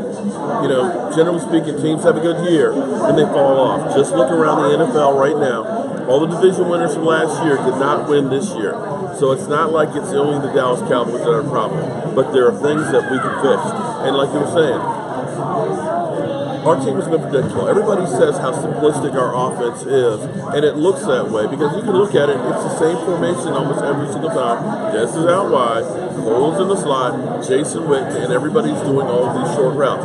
We're not trying to stretch them. I would be happy even if they just said, Des, go on a go route. We're just going to overthrow you. Exactly. And make sure there's not a turnover, just to give the appearance of trying to get the ball downfield. Exactly. Because we've shortened up the field to the point where everybody is crowded in there, and there's nobody getting open. There's just no creativity at all. Do a bunch formation, get all 4 receivers there together, and just split and go different directions. Just try something that's a different look. And one thing I've never seen us do is have a 2 running back set. Have 2 running backs. I mean, you got Alfred Morris in there. I mean, there's play. If they did that for one play, they would confuse the hell out of defense. First of all, because they wouldn't know what we were going to do. You don't know if Zeke's going to get the ball. You don't know if it's Alfred Morris in there with him. You don't know if Ron Smith's going to get it. You don't know what's going to happen. I mean, we have to do some different things, and I mean, it's imperative. But I mean, like you said, the offense being stalemate and them not making adjustments. I mean, things haven't gotten changed. And this draft, we have 10 draft picks coming up. So I would tell you, fellow fans, don't be down. After this season, let's root for the Cowboys. We have to be strong as a fan base, especially here in the DMV, because we're in Redskins zone. So I mean, we got to stay strong. You can't give up on your team. Like I said, it always goes through cycles. If you think about when we had Wade Phillips who went to playoffs, the next year we dropped off the face of the earth. Jason Garrett came in, finished up 5-3, and then we went through those 8 years. But then all of a sudden, boom, we had that next season where we bumped up. Then we had the season we dropped off that we had last year. So it kind of goes through cycles. Now, in looking at the off season, because literally we have 30 minutes left to this season, I saw something that really drove me crazy because they were saying my God, I'm having a brain fart. That Jerry Jones was thinking about redoing some contracts to get some extra cap relief. And I'm kind of like, wait a minute. This isn't the Cowboys that we've had for the last few years where we've been like 20, 25 million over the cap. This is the Cowboys that we actually have $15 million in cap room. And we have places where if we make a couple of cuts, we can easily get to 40. One being Des Bryant. Des Bryant's cap number for next year is $16.5 million, which is the 4th highest in the NFL as far as receivers go. But on the back of that, if we do cut Des, he will cost us $8 million. No. June 1st cut, it goes down to $4 million in dead money. That's 12.5 you can create from him. Orlando Scandrick, I think, is trade bait because his contract is friendly enough that you can try and trade him. I'm not sure anybody will. But cutting him saves you another $3.5 million. Tyrone Crawford, to no fault of his own, is a $10 million cap cut. And that's because of renegotiating contracts. So, having him, Cooper Rush is in for the Cowboys. Second half has started. So, all of you fans out there that have been wanting to see, did I see Cooper? Oh, I'm sorry. Did I see Cooper Rush out there, or my eyes deceiving me? Okay, I'm sorry.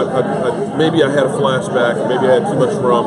I did steal Joe Boo's rum. In fact, let's give Joe Boo a refill here and see what happens. But the Cowboys can have some cap room to sign DeMarcus Lawrence if they want to, as well as Zach Martin. What do you think is more realistic? Them signing him to an actual contract or franchise tagging him just for this year and figure it out next year? Well, I think you want to go ahead and I'm sorry, I was missing the scene. There we go. Zeke. Okay, all right. The Cowboys offense is getting a little something going on here. We actually ran the ball because it's pathetic to think that the Dallas Cowboys ran the ball to Zeke Elliott only 10 times in the first half. Okay, I don't care if it's not working. You still run Zeke Elliott more than 10 times in a half. And that's where I say that, I'm sorry, this just is not right. And we've got to see some major changes. There's no way in the world that you can have Zeke Elliott running the ball 10 times in a half. And I guarantee you, if we get some better play calling in here, even with the team that we have right now, you will see better changes going on. I mean, like I said, it's not like we don't have the team. We just need better play calling. In your mind, what is the most important thing that we do in the offseason as far as personnel-wise? Besides coaching. Personnel or players? Player-wise, excuse me.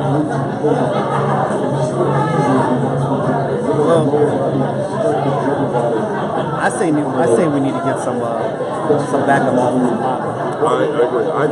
Here's the thing, Tyron Smith, his contract, you can't get rid of him. When he plays, is one of the best offensive linemen in football.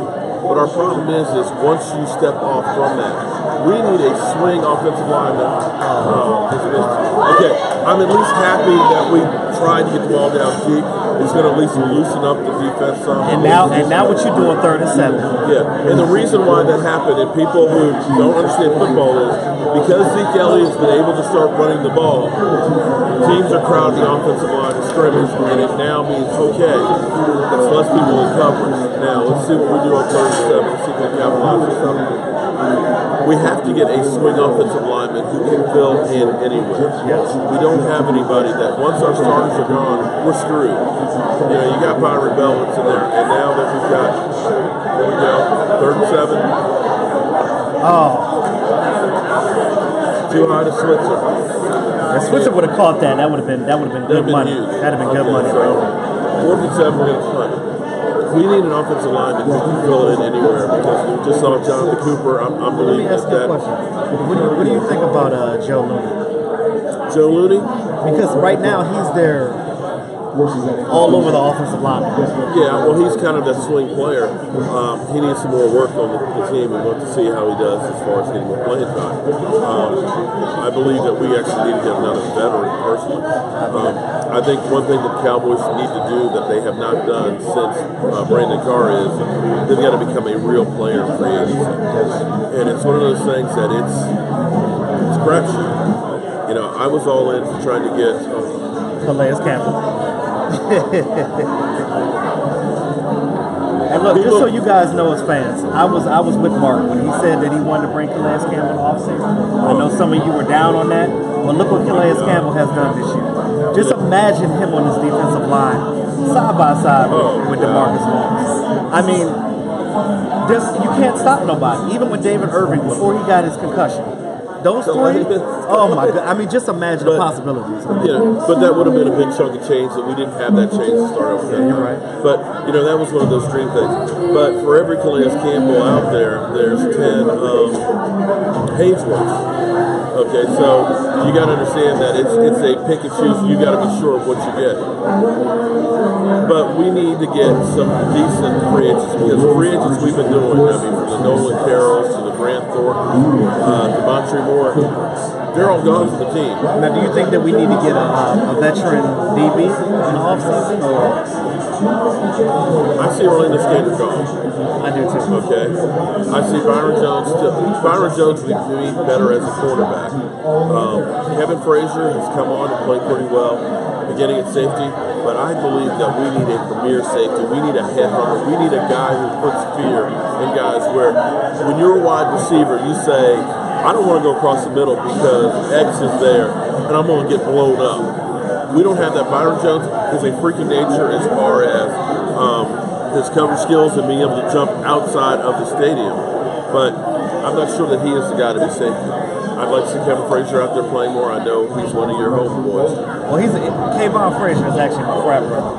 Frat brother, okay. Yeah, and I'd like to see more of him out there. I will see him in the offseason. I'd like to see Xavier Woods as well.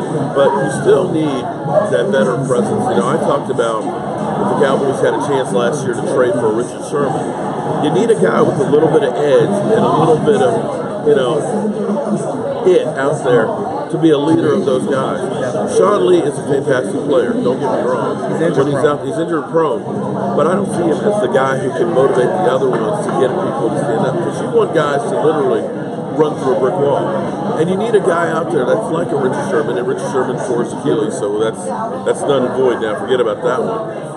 But you need a guy out there that's that way. So do you take stock in Earl Thomas? The Seahawks are going to go through changes. Unfortunately, the bills are coming due. They're going to be letting people go, and it's almost time for them to do a rebuild. As a short-term fix, he could be a June 1 pick. Right. It wouldn't be the worst thing that we've done. I would take him over any of the safeties we have, and I know, don't kill me, guys, because we know how you guys feel about, who plays good in spots, but he's got a lot of interceptions. but he's not an every down safety. I'm not sure that he's that guy. But that's what our defense needs. But I see Lewis being able to come up and help us step up this game. I'm not ready to give up on Anthony Brown. I believe he's regressed because he just doesn't have the coaching that's in there, and maybe a change of philosophy will be good. Awuzie, he got an interception here today. Those guys are guys that you say, okay, those are NFL caliber players with some more time that can be good. And if we have a pass rush, that makes that curve even better. Well, Dane Cook, you're right. Earl Thomas, we all know, wants to play with him. And I got to tell you, regardless of what you hear in the news from Pete Carroll and everybody else, the fact that he did that kind of gets everybody looking at him with a side eye. I think he literally just talked his way out of forcing their hand this season. I think he gave up, really. I mean, I guess he knows it's the last game of the season. He hears all the rumors, and he's probably just thinking in his head, like, hey, they're going to replace me because they're not going to. He already knows that Jason Garrett's not going anywhere. I'm calling the plays. It's all on me at this point. Oh! And it's funny because Mark just talked about the regression of Anthony Brown, and there he goes. I said I'm not ready. Yeah, he got a sack. So the defense has done their job today, but our offense just looks completely done. And when you go back to last year, and you would have never thought that the offense would have been the worst part of the team at this point. Yeah, in hindsight's 2020. A lot of things I have said that people have gone back to me and said, you're an idiot, you don't give up. But I still think back to when Zeke Elliott was first suspended, if we had been better off just saying, okay, let's just take it and get it over with at the end of the season. Because week after week after week, it was Zeke was suspended, he was unsuspended, he was going to play, he wasn't going to play. To me, that was the big driver on this season. It was too big of a distraction for everybody to deal with. And for game planning, I don't know how the coaching staff could game plan the way it was. When you looked at Zeke Elliott, I think he thought he wasn't going to be ready for the end of the season because he looked out of shape. We all know he started off slow. He looked like he was overweight. And when you compare him to Zeke Elliott that you look at now, body-wise, it's totally different. So maybe we would have been better off having him suspended early part of the season and then hopefully gotten it together later on. But I mean, from a football standpoint, I see what you're saying with that. But from his standpoint, I can't say that I wouldn't have done the same thing he did because you're fighting for not only your money, which is big because he lost all of his guarantees, but you're fighting for your perception to not only football fans but just everywhere. You're always going to be known as, whether he did it or not, you're always going to be known as this guy that's a woman beater, and nobody wants to be. Nobody wants that label. But in the end, you still got it. Yeah. What's going on in the game right now? We're at a game break, 0-0. Nobody is moving the ball. The Eagles' offense looks pathetic. Does not look like a playoff team. I'd be surprised if they're not one and done. And we're basically looking to the future because you're in Vermont. Glad to feel it, man. I know it's cold up in Vermont right now. Oh, we can't complain about cold up here because Vermont is. We're just trying to figure out where does the team go from here. Because clearly the offense is completely out of sync. Dez Bryant looks like he's just going through the motions right now.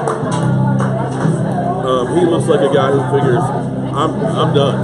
He's checked out of the Cowboys to me in my mind. When I look at the way he is on the sideline, the way nobody is around him, the way he's playing, he had one catch that should have been a catch, but he basically said, you know what, I'm not selling out for this. You can see him kind of just pull himself in and protect himself. And I'm not saying that players shouldn't protect themselves, but it should have been a catch. Now, as far as the Dez Bryant, his lack of playing this season, do you think that a lot of it has to do with the fact that our offense is still geared toward the way Tony Romo has? Sorry, the offense is not Dak ready. Like it's not set up for Dak yet. It's still Romo's offense. No, I definitely agree. It's still Romo's offense. It hasn't changed at all. And when you look at what happened, I look at 2015 and say the fact that you had 2015 season where your quarterback could only win one game, and basically there's a Deshaun Jackson screw up that was the reason why we won that game, that it's still set that way, and that they don't change things for their strengths. The fact that Zeke Elliott right now only has about 13 carries in an ugly, cold game tells you all you need to know. It's 20 degrees outside. Your quarterback is off, and you're not trying to run the ball in cold weather. It's the same thing last week. You get to the goal line, You don't run you're the ball. first and goal, and you don't give Zeke the ball at all. That's what I'm saying. To me, most teams running the ball when the weather gets cold, playoff time, is running the ball. Yet, we just don't try and do it. Now, of course, we're not picking up anything running the ball, but we're not picking anything passing it. So we got 3rd and 7 right now on our 40-some yard line. So, But again, it's the same plays over and over again. it is. There's, I mean, you pitch out to the right to Zeke Elliott. Well, Zeke You Elliott, play action and you throw the ball to Witt, and you're always short on 3rd down. I mean, it's the same plays over and over and over. I just really hope that they make these adjustments. and most coordinators will tell you, Cowboys are predictable. Yes. I mean, I can look at it and tell you basically what's going to come. On most plays, 3rd and 7, here we are in the shotgun, boom. Short pass, trying to force it to Dez Bryant, double cover. I'm actually surprised that wasn't picked off. But, you know, sometimes you have to go ahead and say, you know what, let's go with a go route. Leads his team in interceptions. You can see why. And Dez has an interception. I mean, the guy's right there. I mean, the ball was actually where it's supposed to be, but he got great coverage on it. And it just seems like we are just stuck in stupid. Yeah. Cowboy Nation has turned cold on Dak Prescott.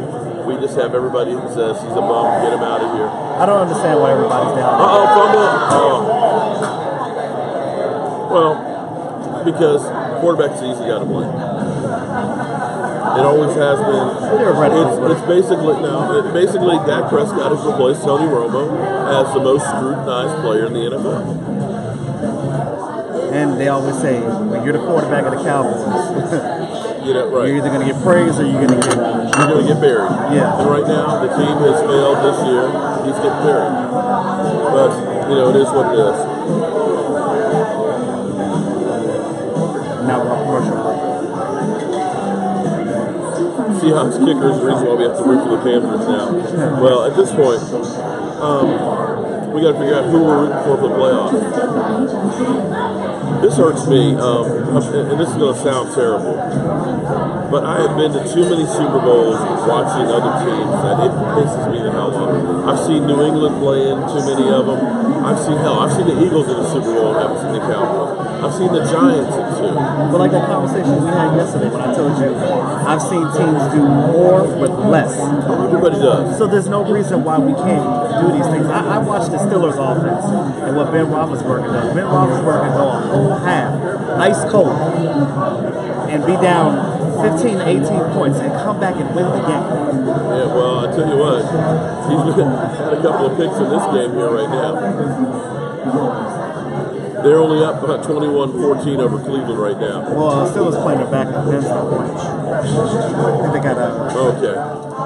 their backup.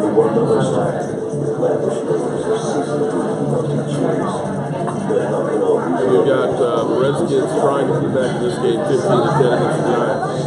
You know, you kind of wonder if the Redskins decided too soon to say Jay Gruden's coming back. That'd be terrible for them to lose this game after they just gave Jay Gruden the vote of confidence to say he's coming back.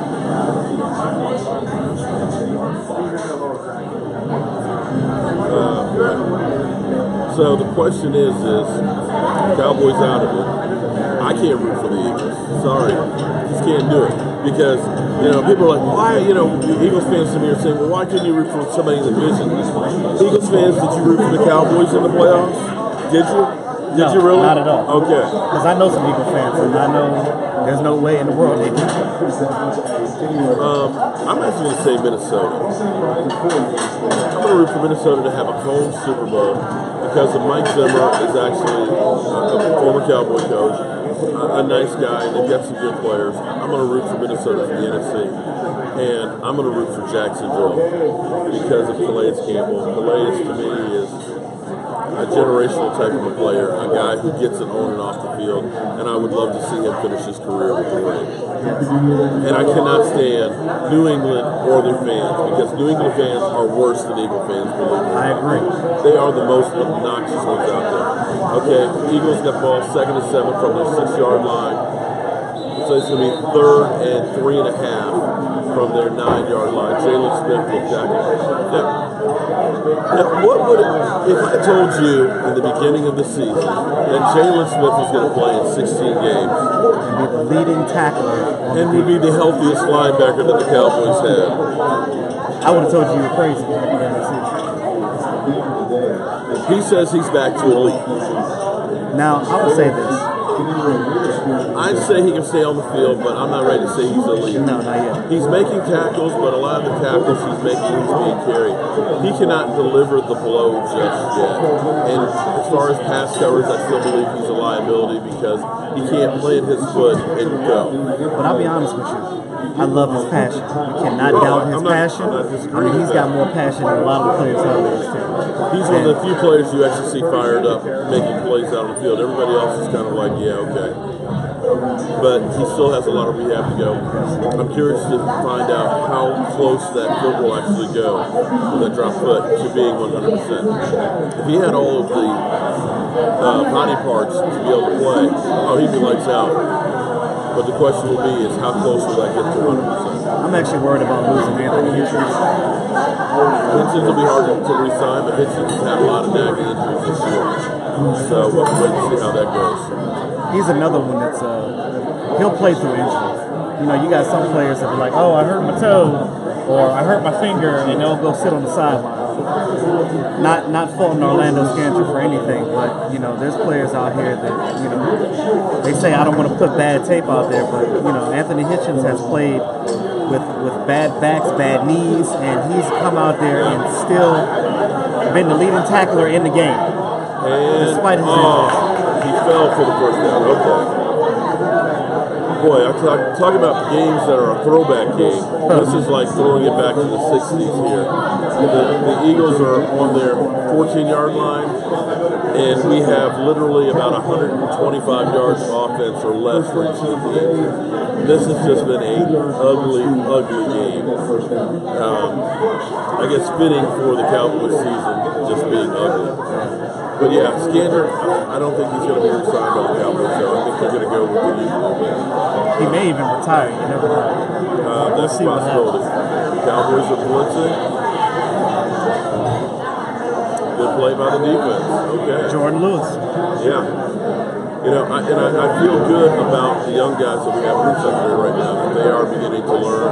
They are beginning to step up and get another hold in there that wasn't called.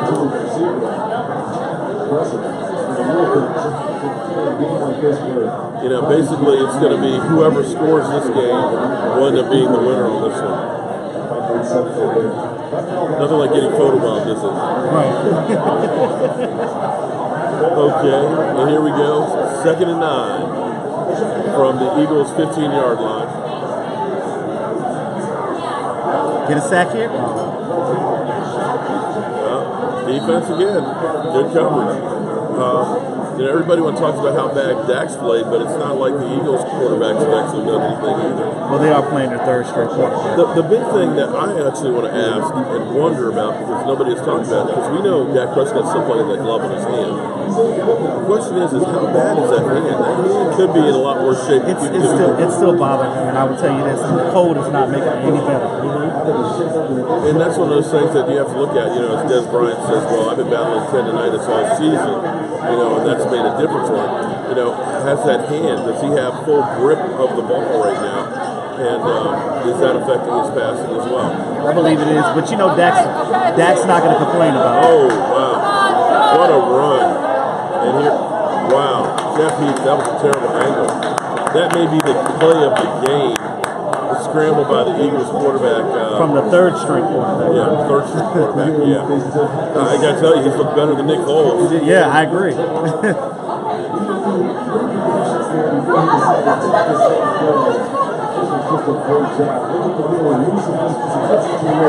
Yeah, this is just an ugly game. This is going to be whoever scores basically may end up winning this game with 5.5 minutes left to go in the third quarter.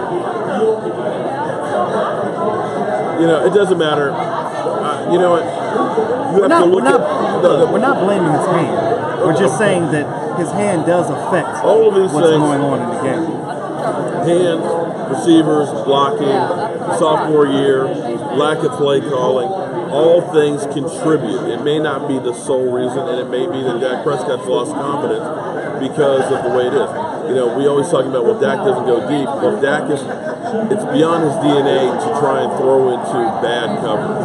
And everybody talks about how many turnovers how many of those turnovers have been deflected balls? Did somebody call me Kimbo Slice? Oh, man. I don't look anything like Kimbo Slice, I'm sorry. Okay. If you see me in real life, you wouldn't think that. Nah, he doesn't look like Kimbo Slice. Not at all. Like, you must be current. This is the drive of the game right here. 6 plays, 40 yards. You hope that Dez gets cut, New England gets it.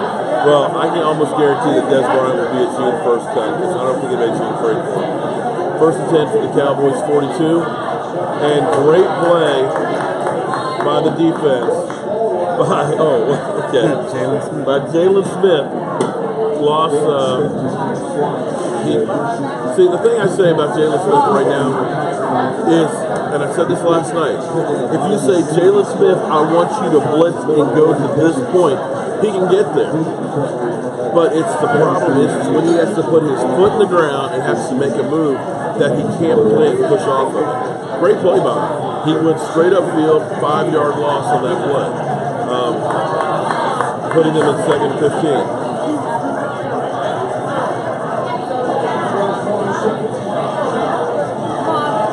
And we batted the ball down. Great push up the middle. Didn't get anything on the edges, but hey, 3rd and 15. And I'm going to steal some of Joe Boo's rum on this 3rd and 15 here. Don't tell anybody. No, we all need that. You don't mind, do you, buddy?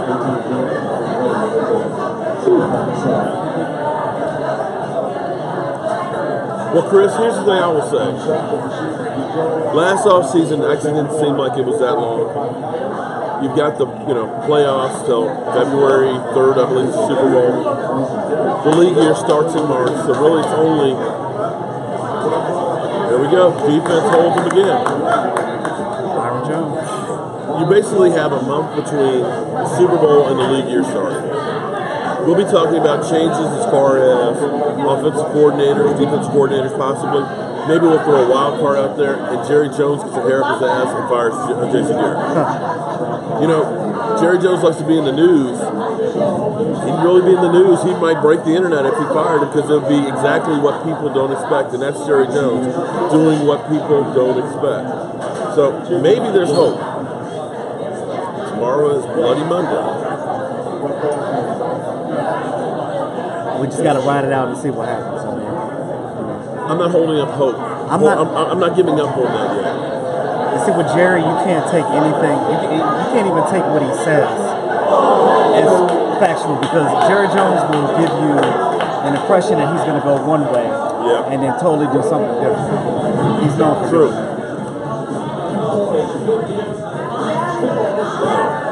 Literally on the 1-yard line, we got the ball. Well. That's happened a lot this game. I got to tell you, the thing I worry about the most this offseason is, and actually it's fortunate that so far it seems like most teams are saying, okay, we're going to hold on to Jay Gruden. Tampa Bay's going to hold on to their coach. Looks like the Texans may be holding on to theirs. That maybe there won't be as much turnover because I am scared that we're going to lose Will McClay. Somebody's going to say, I want that guy as a GM. They're going to have to get him a GM position or some type of position that's high up because, like you said, they will lose him, and he's a great asset to us. You know, it was amazing because I was reading an article earlier this year about Will McClay needs to go in Bleacher Report because of the draft class that we had this year. You know, but I sit here and look at it and say the Cowboys have drafted since 2010 more Pro Bowl players than anybody else. And I don't look at us having talent as the problem. The problem I look at is what to do with the talent on the field. These young DBs that we have, they have a lot of promise, and I believe that next year they're gonna play much better. With another offseason, especially with Awuzie not being injured, and lo and behold, if he doesn't get another hamstring injury, if he has a full offseason, he's gonna be a good asset. Jordan Lewis. I mean, me personally, I'm high on these young DBs. Well, I'm also going to say Taco, because Taco has gotten a lot of flack. You know, a lot of people will point to T.J. Watt and say, well, we should have drafted that guy. But T.J. Watt has had twice the snaps that Taco has had. And he's also in a different defensive scheme than we have in Definitely. Cowboys.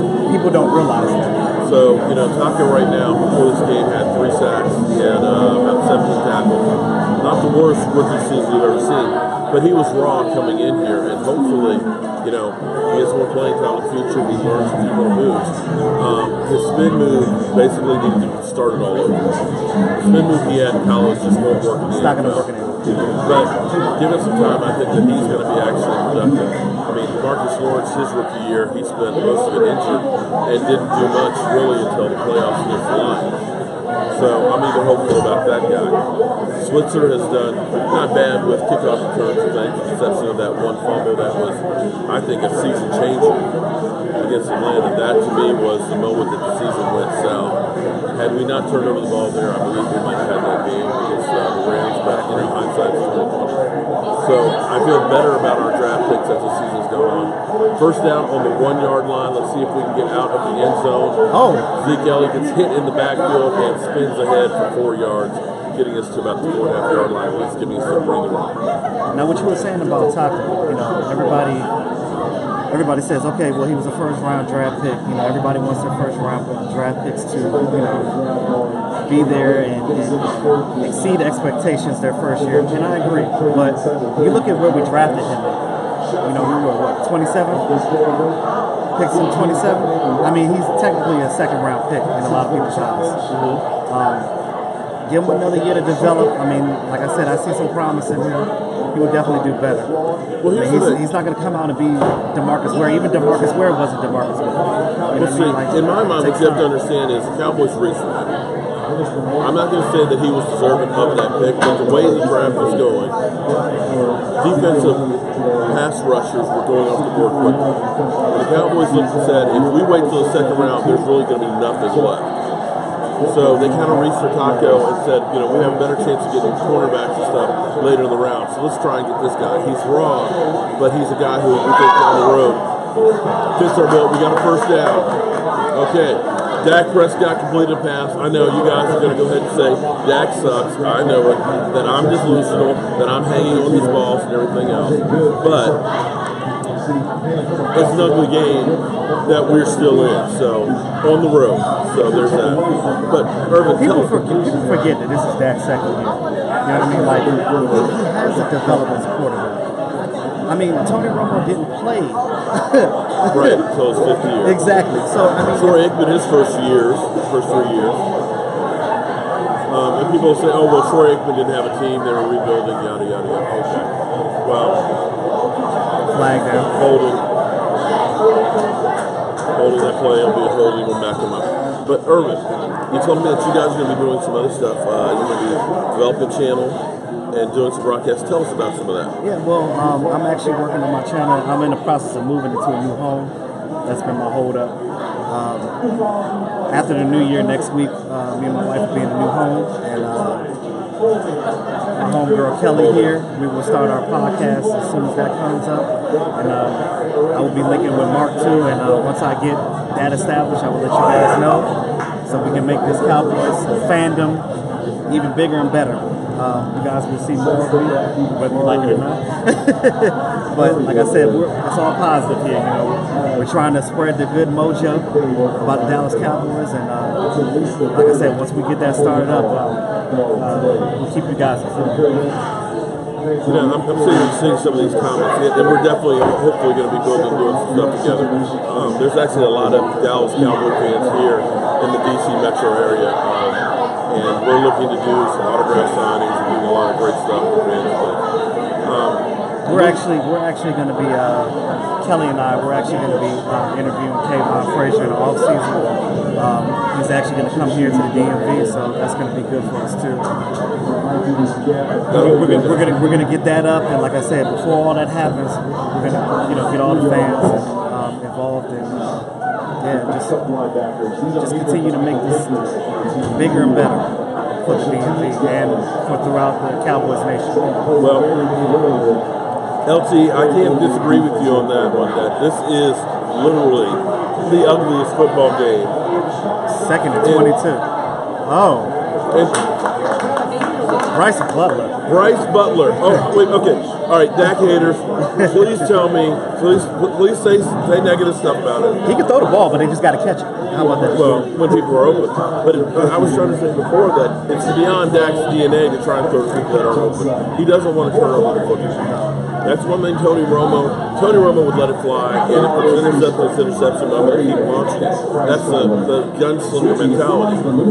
Dak's mentality is, I'm going to make sure that I try and get to the guy who's open. I'm not going to turn it over. That if we lose, we'll lose not because of the turnover, we'll lose because of something else.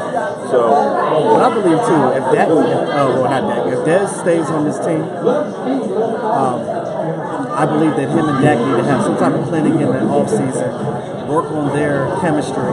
I mean, not only him, but Terrence Williams and other wide receivers that are still going to be on this roster next year. It's imperative that needs to be done because that way, Tony Romo threw Dez open most of the time. He knew, they had that chemistry. They were together for years. That was a veteran, too. And he was a veteran. And, Dak and Dez both have to.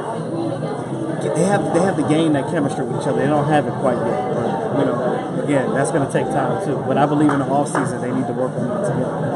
Well, let's see, here's the thing. One, this is crazy. It's freaking me out. This television over here that's got the Giant game on, the color is screwed up. That the Giants look like green. They look green. Okay, so we're looking over here and they're blue, but it's just like, wait a minute, what's going on here? But it just kind of caught my eye. But I think that part of the problem was the Cowboys drank their own Kool-Aid. Because after last season, when Zeke Elliott was just running and holes were wide open, they figured, the way we drafted, we can just get rid of guys, we can just plug in some new draft picks, we're going to be good to go on the defense. And our offense, listen, they can't stop us. All we have to do is line up and run the ball, and we kept everything the same. And teams came out, and they did stuff differently. Instead of just sitting pat and letting the Cowboys run roughshod to them, they realized if we run blitz and we shoot the gap, those big offensive linemen aren't going to be able to get a hold of us as well. If we can force Zeke Elliott, instead of being able to pick a low hole and run straight through it, make him have to make a move in the backfield because he's not that good of an east-west runner. He's a north and south runner. And that has been the difference as far as Zeke Elliott has on the offense. And the offense basically stayed the same. And we look at the whole season, nothing has really changed from the philosophy or the play calling on there to try to get themselves going. Perfect example of that is the Rams game. Yes. Come out halftime. You're leading in the half. Come out second half. Oh, okay, Zeke. Okay. Zeke Elliott. And again, when you're able to get the ball downfield and get the defense worried about it, all of a sudden it opens up things. And you've got that screen outside. It opens things up. You've got to have a mix in there. That's what I had hoped in the offseason that Dak Prescott and Dez seem to have gotten it together in the last few games of the season. And you looked even against Green Bay that was the best game that Dez and Dak had. I just thought that would carry over to this year, but for whatever reason, it just has not changed. I kind of wanted them to come into this game strong. That way, they can go into the offseason with some type of positive. Dez with a catch and breaking some tackles. Good job, A guys. Dez Bryant sighting. Wow. Like I was saying, I feel like we needed to finish this game strong so we can go into off-season and have some positive vibes going into the off-season, so the players have something to build on to, because you go in this game, you drop another goose egg, and it's like, okay, where's the passion? Well, it's a no-win situation, even if we win on this one. That the Eagle fans will say, oh, well, we were worried about the playoffs. We didn't really care about that game. Well, they're going to say that. But But I'll point to the fact that your starting quarterback, Nick Foles, threw an interception and really just did not even look like an NFL quarterback that's headed to playoffs. And in fact, we're going to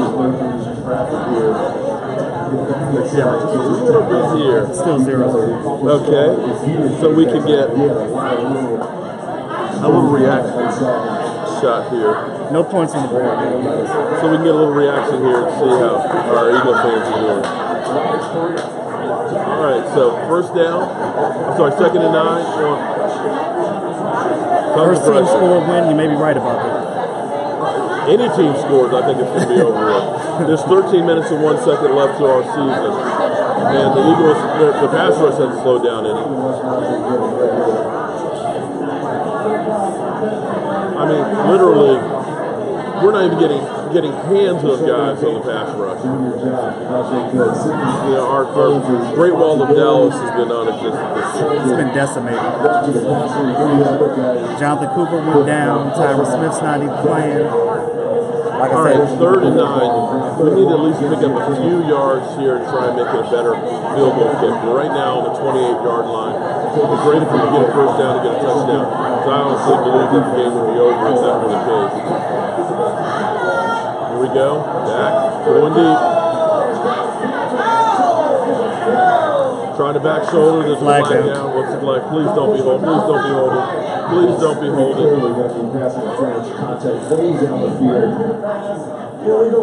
Yes, illegal contact, guys. We got a first down. And guys, it's going to take Dak a little bit of time to read the defense and be able to audible like Tony Romo did. He's not able to do that now, but it's going to take him time. It's going to take him some time. I mean, people don't understand how hard it is to be an NFL quarterback. I mean, you're out there on that field. You got these big 300-pound guys running at you full force. It's like, you know, you have to learn how to develop that. It's way different than playing college. Okay, to the Eagle fan out there who said I should change my name to Mark Homer Home, this is a Dallas Cowboy YouTube channel, okay? I try and be fair because I have given you Eagle fans props and stuff for winning, you know, the division and taking care of those losing teams that you've been facing. I've given you guys credit. I don't know what you guys want me to do. Am I supposed to be an Eagle homer? Now, I'm a Dallas Cowboy fan, but I will try and tell it like it is. I have said my team stinks. My team's coach sucks. My quarterback has had struggles. What else am I supposed to do? Here we go. And that's out of bounds. Not to be considered a homer. Is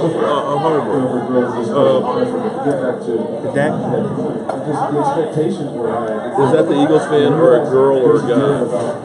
Okay. That's an Eagles fan. That's sitting over there. Watching it. That was just way out of bounds. But there was no place to go with that because it was crowded inside. And here we have another shot of Jason Garrett. And please, somebody tell me what he's doing. He's not talking to anybody. He's just kind of there, isn't he? As always, every game. All right, here we go. 3rd and 7 from the Eagles 20-yard line. And here we go. Bryce Butler, touchdown. Bryce Butler, we got a touchdown. Guys, we scored a touchdown. You said first team wins, right? First team score wins, right? And it took the fourth quarter. Hey, look, and it's not like the Eagles have done much. We got a good job from the Eagles. Okay, but they're going to the playoffs and we're not. So, okay, Dak Prescott finally has a touchdown pass. Thank you, Jesus. Sorry, that may have gotten a little bit loud there. Let me move the microphone a little bit further away. I see red lines here. Okay, so Dan Bailey. Did he miss it? I don't understand. And that, guys, as much as everyone wants to blame Dak for all the Cowboys' woes, if Dan Bailey had hit that field goal last week, that last drive would have been different. It would have. Because it would have been. But, you know, it is. It's just like one of those things that there were a lot of bad things that happened to this team all season. Positive you can say is they're young. You got cap room. You found some players on the defense that hopefully will take another step, you know, between the draft picks that we have. I mean, we got rid of a lot of cap, you know, Brandon Carr was a big cap hit. We got rid of Tony Romo's contract. We got 1 more year paying $9 million from that. But as far as the future goes, we have cap room that will help us. Guys, we can't do nothing but get better from here. I mean, next year we don't have the first place schedule. We don't. Hopefully we'll do some changes that'll be positive. We know that Romo's franchise changer, Sean the thing that kills me where Jerry Jones talks about not wanting to make changes, you want continuity and everything else. I say that's bullshit. In the NFL, it's about finding the right guy that works. Yes. Jeff Fisher, he had took the pick team with Steve McNair a yard away from winning a Super Bowl. He was the guy in the Rams, of course, that was always considered a decent coach and all that, although it tailed off. Couldn't do anything with the Rams that had all of those draft picks that were high draft picks because the RG3 trade. And you look at Sean McVay coming in there and then going from 4-12 to now being, one of the better teams in the NFC in one season. I look at Atlanta, who basically we were like Atlanta. Atlanta was always make the playoffs, one year and not do anything in the playoffs. The next year step back a little bit, and the next year go back to the playoffs and not have any success. They fired their coach. And then they go to Super Bowl 2 years later, and they're in the playoffs back to back. Well, if they win today, back to back. I look at Denver, who went to the Super Bowl and said, you know what? Not the right guy. Fire that guy, go back and win a Super Bowl. So why is it that Jason Garrett can't change him? Well, you know what Jerry says. Oh, he won the Coach of the Year award last year. Okay, well, this is a new season. But what can you point to and say, Jason Garrett did this to make this team better? I look at Bill Belichick in every single game. He finds out and comes out with something that is different, that gives him a couple of plays, that gives him an edge. Now, the only thing that I will say about Garrett being the coach is he's good at persuasion. He's good at getting his players to bite into what he's saying. But as far as coaching this team, and he's not that rah-rah coach. He's not going to be like your John Gruden up in your face, getting your shit and things of that nature. He's not going to do that. Yeah, but the problem is his conservative nature. We don't need a conservative coaching staff. We need a coaching staff that's going to make these adjustments we need to make. You just hit the nail on the head. The adjustment. Pete Carroll, having a lead of 4 points or more at halftime, is 47-0. We can't hold leads. We have blown games that you look back and say, how do you lose 2 games to the Detroit Lions that you were up by 21 points in the second half? We did that twice. How do you lose to Matt Flynn Green Bay Packers when you're up 26-3? And you throw the ball more than the team that's trying to catch you. By not making adjustments. That is coaching 101. You look at the games that we've lost between Atlanta, between the Rams, between Seattle, that we were up at halftime, and we lose those games, and some of them get blown out. I'm sorry. You can't have that happen and say you're a good coach. To me, that's coaching and adjusting. Other teams adjust better to us, and we just don't. And, I kind of want to be a fly in the locker room and see what they're actually talking about at halftime. Because it can't be anything that's, okay, we're going to go out there, we're going to do this. I mean, is anybody looking at their tablets trying to figure out where they went wrong and fix some things that need to be fixed? Because it's not hard to figure out. I mean, if us as fans are sitting here and we're watching the game, like you said, if we can depict what they're going to, any given play, what they're going to run on that any given play, pretty much. What do you think the defense is? Here's the thing, okay, how many times have we seen Jason Garrett on the sidelines? They've shown him about 8 or 9 times. Every shot, Jason Garrett is doing the exact same. No, we haven't seen him clap today. I will say that. We have not seen him, great play, he stopped it short of the first down. We have not seen him clap. But every time, he's looking basically blank staring out on the field. I look at coaching when the team comes off the field. You get that starting offensive group. You get that starting defense. You get those guys together, and the coach is right there in their face saying, hey, look, this is what they're doing. I don't see that. When Dez Bryant was doing nothing the first half, I see Dez Bryant sitting on the bench by himself. Where is their coach over there saying, this is what's going on, man? What does Derek do? Between Wade Wilson, between Jason Garrett, between Scott Linehan, I don't see anybody working with the players in real time. And you can have the best laid plans in football. You can go through and everything works great. Nice return by Switzer there. First down on the 27-yard line. We get a couple first downs. I think this game is over with. Great. But you don't see them being able to work with the guys and let them know what's happening. You know, the NFL is great with the Chromebooks. They got the Chromebooks to show you every single play. We had to go by the good old chalkboard when I was there because we were old. There was no such thing as a Chromebook or internet. So, I mean, I'm old school. But we were there with the chalkboard with the coach saying, here's what they're lining up. This is what they're doing in every given play. I just don't see any of that on the Cowboys sideline. Ever. Now, I see the running backs coach Gary Brown. He's doing that with his running backs, but I don't see the wide receivers coach. I don't know why, because it's not like we run the football anymore. Again, that goes back to the play call. Let's go back to the stats here. Although it hasn't probably refreshed yet. Yeah, it's still lagging behind with the internet here. But I got to tell you, I know Zeke Elliott has not had 20 carries this game. If you are a coach, did you ever see Minnesota say, you know what, during Adrian Peterson's heyday, we're not going to run Zeke Elliott 20 times a game? No, they never said that. He is your horse. You run the horse, and they're just not doing that. And they ran the hell out of him. I wish, this has actually been cool being here with Irwin. And Irwin, he's going to be working on getting his channel and stuff going. We're definitely going to be doing some stuff in the offseason. Jobu Sports Sport is going to definitely take it to another level with your guys' support. We're actually going to be redoing the offseason, the man cave. And hopefully the Cowboys will be remaking themselves as well, so we'll be hitting the season running next September. The Cowboys are up 6-0. The Eagles have looked like hot garbage. They don't look like a team that's going to the playoffs. To be quite honest, both teams look completely inept.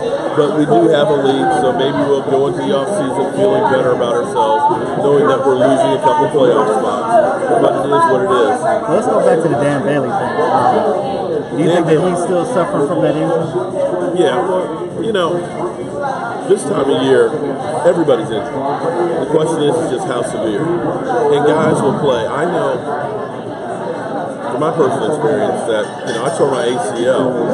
And back in the day, this is before they really knew what they were doing with knees and stuff.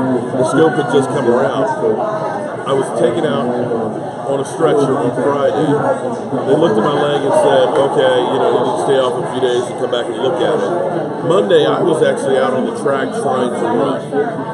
Because in your mind, it doesn't matter how much you're hurt.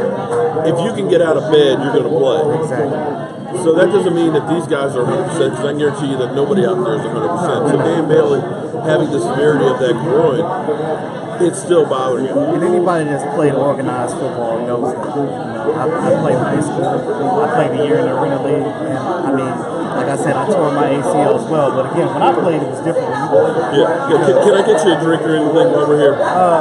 If we can, whatever you're drinking. Somebody's like, damn, dude, he's been talking all this time. At least Mark buy him a drink. I'm sorry, I didn't even think about that. If we ever get a waitress back through here, we'll definitely get you a drink on here. Yeah, we've got 10 minutes and 12 seconds left to go in this game. The Cowboys are up 6-0. I believe if they get a first down here, that we may have a chance to win this game. 3rd and 7. Ric Flair's drinking drain cleaner. You know, I appreciate when people think that they always tell me, block this guy, block that guy. 3rd and 7, Dak in the shotgun. Screen pass to Zeke. Oh, did he make it? Depends on the spot. No, he got a shitty spot. They got to go for it, though. 3rd and 7. Well, I'm not sure where the ball is. A lot of people say, block this guy, he's a Dak hater or they're an Eagle troller. I don't want to block people or anything like that, and I believe people should have the right to have a freedom of speech. They should be able to have their opinion, and very rarely will I block somebody unless it's just kind of really way out there, because we have a lot of people that are young and old that follow the channel. We have some wonderful ladies, and guys, do not chase the ladies out of the man cave. Come on, man, because some of you guys know you haven't seen a woman in a long time, so don't scare the women from around here. Yeah, we're going to go ahead and punt. We're in our territory. Right now, it's basically a field position game. And the ball takes a Cowboy bounce, and it goes to the 19.5-yard line. So, 8 minutes and 52 seconds left. Can the Cowboys get a win, or will Jason Garrett have his fourth 8-8 season? I think for Jerry Jones that this game is important to him because he wants to be able to say, well, Jason Garrett's had 3 winning seasons as opposed to just having 2. So what do you think he's going to do if we become 8-8? Nothing. If he didn't get rid of Jason Garrett after 4-12, to me, that season alone says he can't coach. You're telling me that you can't coach another player to win more than one game as a quarterback. The thing that frustrated me about that year, and I don't know if you had this conversation about it before, the whole Matt Castle, Brandon Weeden, they're here. He was here a couple of years and still hadn't adjusted to the offense. I don't understand that. You go to the Texans and all of a sudden you're winning. A week and a half at the Texans, you're winning and getting them in the playoffs. Yeah, and that's one of those things that say, yeah, what have you done to like? Again, that We've got the Giants beating the Redskins 18-10 with 13 minutes left. The Redskins, boy. For the Giants, that win makes no sense whatsoever because that's hurting your draft position. And for the Redskins, come on, man. Oh, wow. Nice pass play. All of a sudden, the Eagles are on their 49-yard line. Maybe this isn't quite over yet. Yeah, Bailey is still hurt. He's just out there trying. Well, we got a lot of people already that say Bailey's a bum, get rid of him. He's not a bum. I'm sorry. Some of you Cowboy fans He's hurt. That's what he is. Are a little bit too quick with the hook, man. You guys will literally turn on a player in half a game.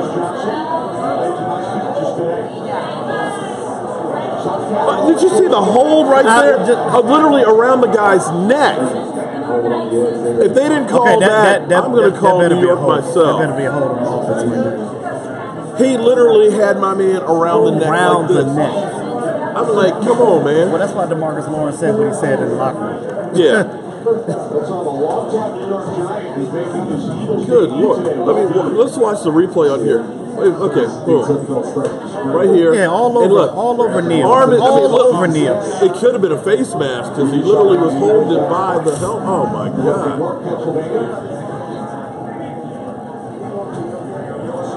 Garrett only has his job because Jerry gave him. Oh, wow. Okay. We won't put that one out there.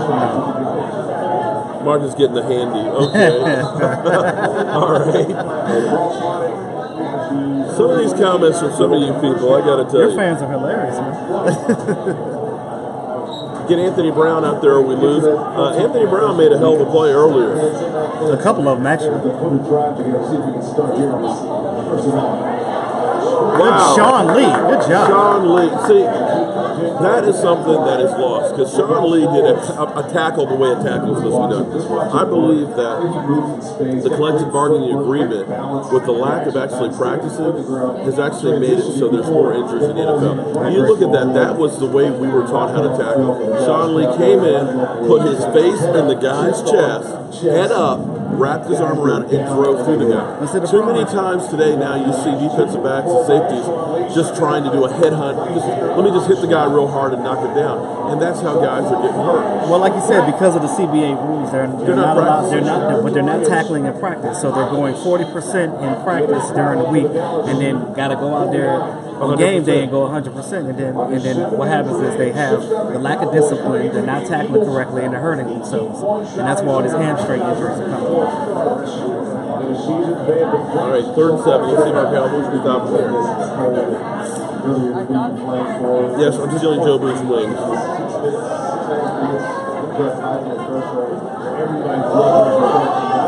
Well, somebody's commenting, why are we struggling against their second string? I dare say that their second string quarterback has actually played better than their first string quarterback. Nick Foles did absolutely positively nothing. Is that Ben Wickler? I believe it is. So 4th and 2, are the Eagles going to go for it? Did you see exactly what I've been talking about? Did you see the Eagles coach there looking at a play sheet? Yeah. You ever see Jason Garrett? No. I understand he's not calling the plays, but you can be looking at and kind of saying, here's what I feel that you should be doing. We should do at this point in the game. All right, 4th and 2. The Eagles are going for it. They're in the shotgun on the Cowboys' 49-yard line. He's in the shotgun. Incomplete. Cowboys ball. That may be the ball game here. If we can get a couple of first downs, the Cowboys will end the season on a high note. You see, what Jason Garrett does is he doesn't have the play calling sheet. What he does is on certain plays that he thinks that he needs to put his input in, he'll throw his little hand signs up. But again, he's not engaged.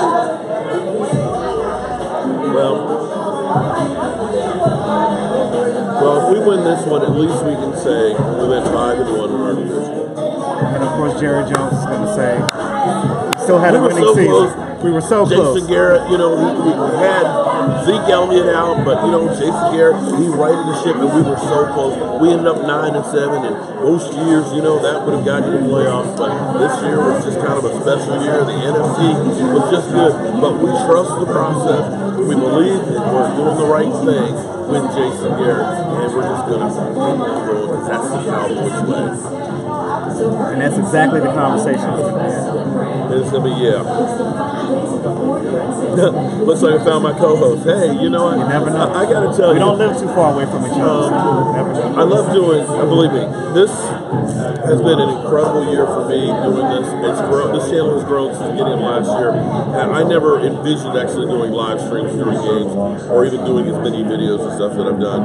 And in fact, believe it or not, guys, I used to have a problem talking public, okay? I used to be scared to talk public. I used to stutter.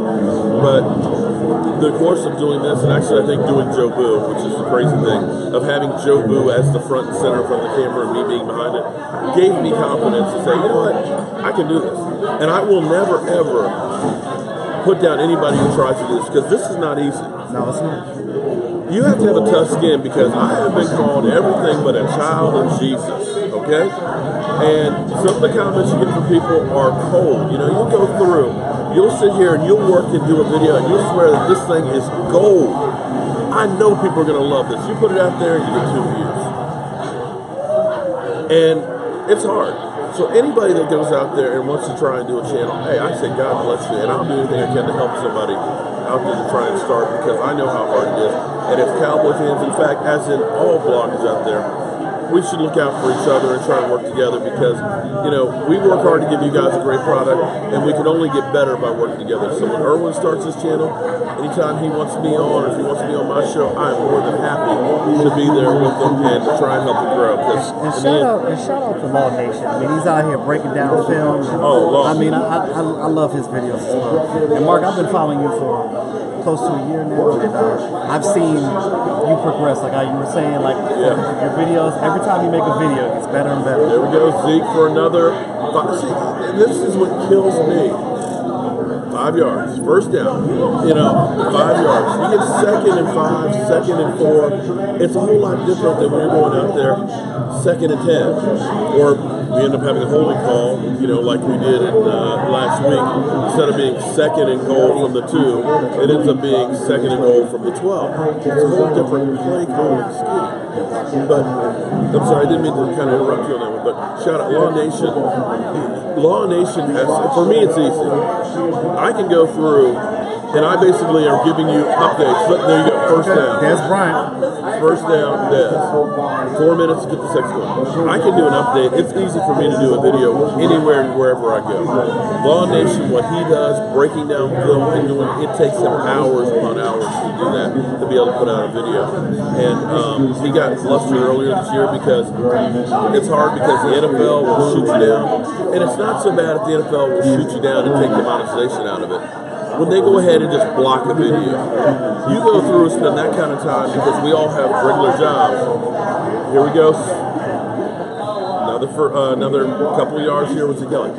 It's hard because you put all that time and effort to it, and people can't do their work. So, Law Nation, shout out to him. He's been great. He's been on my show a couple of times. And for people who think that I'm stealing Law Nation stuff, he asked me to make sure I use the Coach Jera thing on there. And as far as the clapping and stuff on the video and stuff, Law Nation and I, we actually talk on a regular basis. So it's not we're stealing anything else. We work and stuff together. We're going to be doing a lot more together. That's the same as my man right here. Yeah, that's Dak's fault. I like that.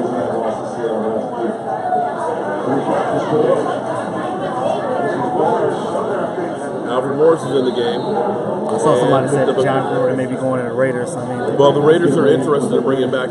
You know, that's interesting now that Al Davis is gone, that they're going to L.A.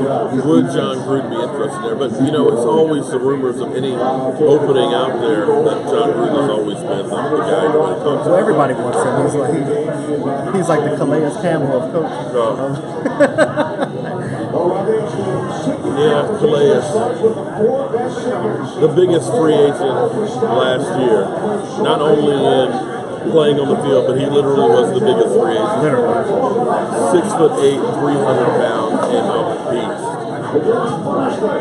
All right, 3 minutes and 39 seconds, 3rd down and 5. Guys, I got to say, we can get a first down here. The Eagles have one timeout left. I almost could say maybe it's over, but we're talking about Jason Garrett, and nothing is over with Jason Garrett.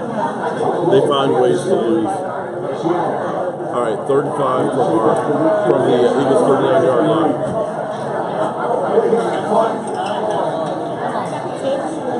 Come on, Dak. That time. I know, thinking up, but hey.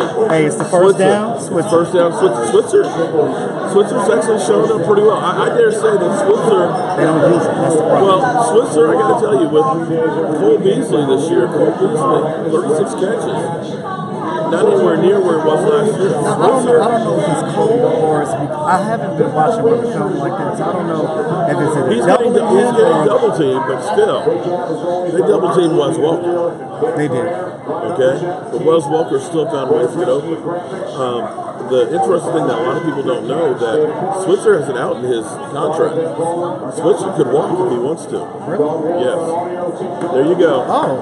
All right. Another drive. Good job, Zeke. First down, picks up 5-6 yards, okay?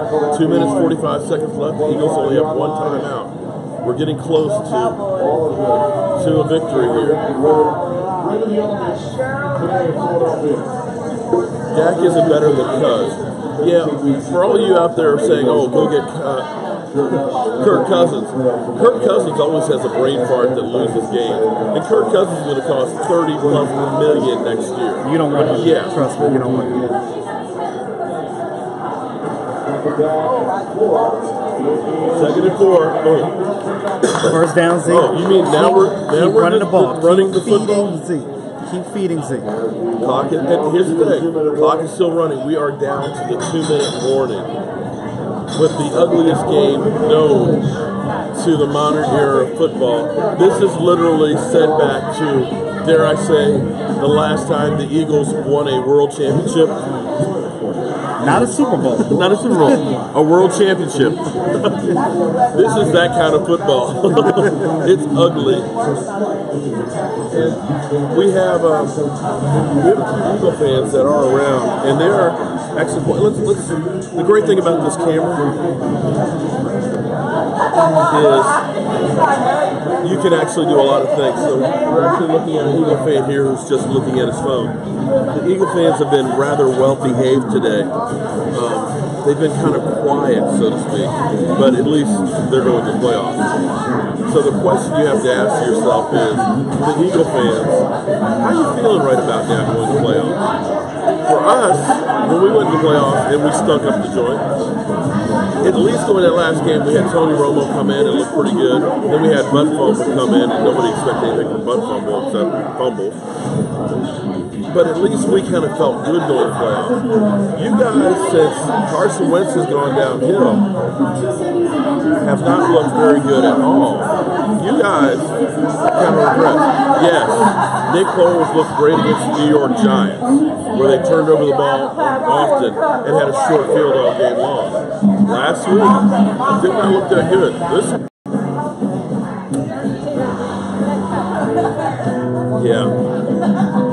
Now, I would say if Carson Wentz never got hurt, they had a good chance of going to the Super Bowl this year. I will give them that. But without Carson Wentz, I don't know. The competition in the playoffs this year is really fierce. See, here's what I love. We're getting the whole thing. We had to start backups in there. Well, I got to tell you, you had your starters in there to start, and they didn't do anything more than your backups did. I dare say your backups actually look better than some of your starters. So, you know, as everybody says, well, you're just full of excuses for Dak Prescott. Okay, you Eagle fans are definitely full of excuses too. And I got to tell you, Eagle fans, you do not want to go one and done. You do not want to go one and done because I will be ugly. I will ride your ass all off season. I might have to be on that show. Okay. Oh, it's not going to be just one show. It will be show after show after show. If that, what we'll do is, you know, I've got actually pictures, guys. I've actually been to Nova Care Center twice. Joe Boo's been inside there. And here we go, Zeke Elliott running the ball. Okay. Now we're in the red zone. And we are in the red zone with a minute. I hope we get a score just to put an exclamation point on this. To get a shutout against the Eagles. Right here, I've got pictures right into the end zone. of that last World Championship cup. It wasn't a trophy now. It was a cup. Back when there was only 10 teams in the NFL. And all you Eagle fans that talk about those 3 World Championships, you do know that Detroit Lions have 4 of those World Championships, right? You do know that the Cleveland Doo-Doo Browns, the place I talk about in Siberia, have 7 of those. So why is it you guys only have 3? All right, a minute 48 left. You know what I would love to see right here? What's that? A touchdown. Well, that too, but you remember the Lions game where Dak play action to Dez and he threw the ball in the end zone to win? Yeah. I would love to see that right here. There you go. Well, let's finish the season off on a high note. Let's get a touchdown. Let's not just go ahead and run out the clock. The Eagles have taken their last time out. And of course, we're going to say we didn't care about that game. We were resting our starters and yada, yada, yada. Okay. Oh, did you see that? Jason Garrett, he patted Dak Prescott on the shoulder. Okay, so Jason Garrett has earned his money today. He has patted our quarterback. He actually realized he has players on the field.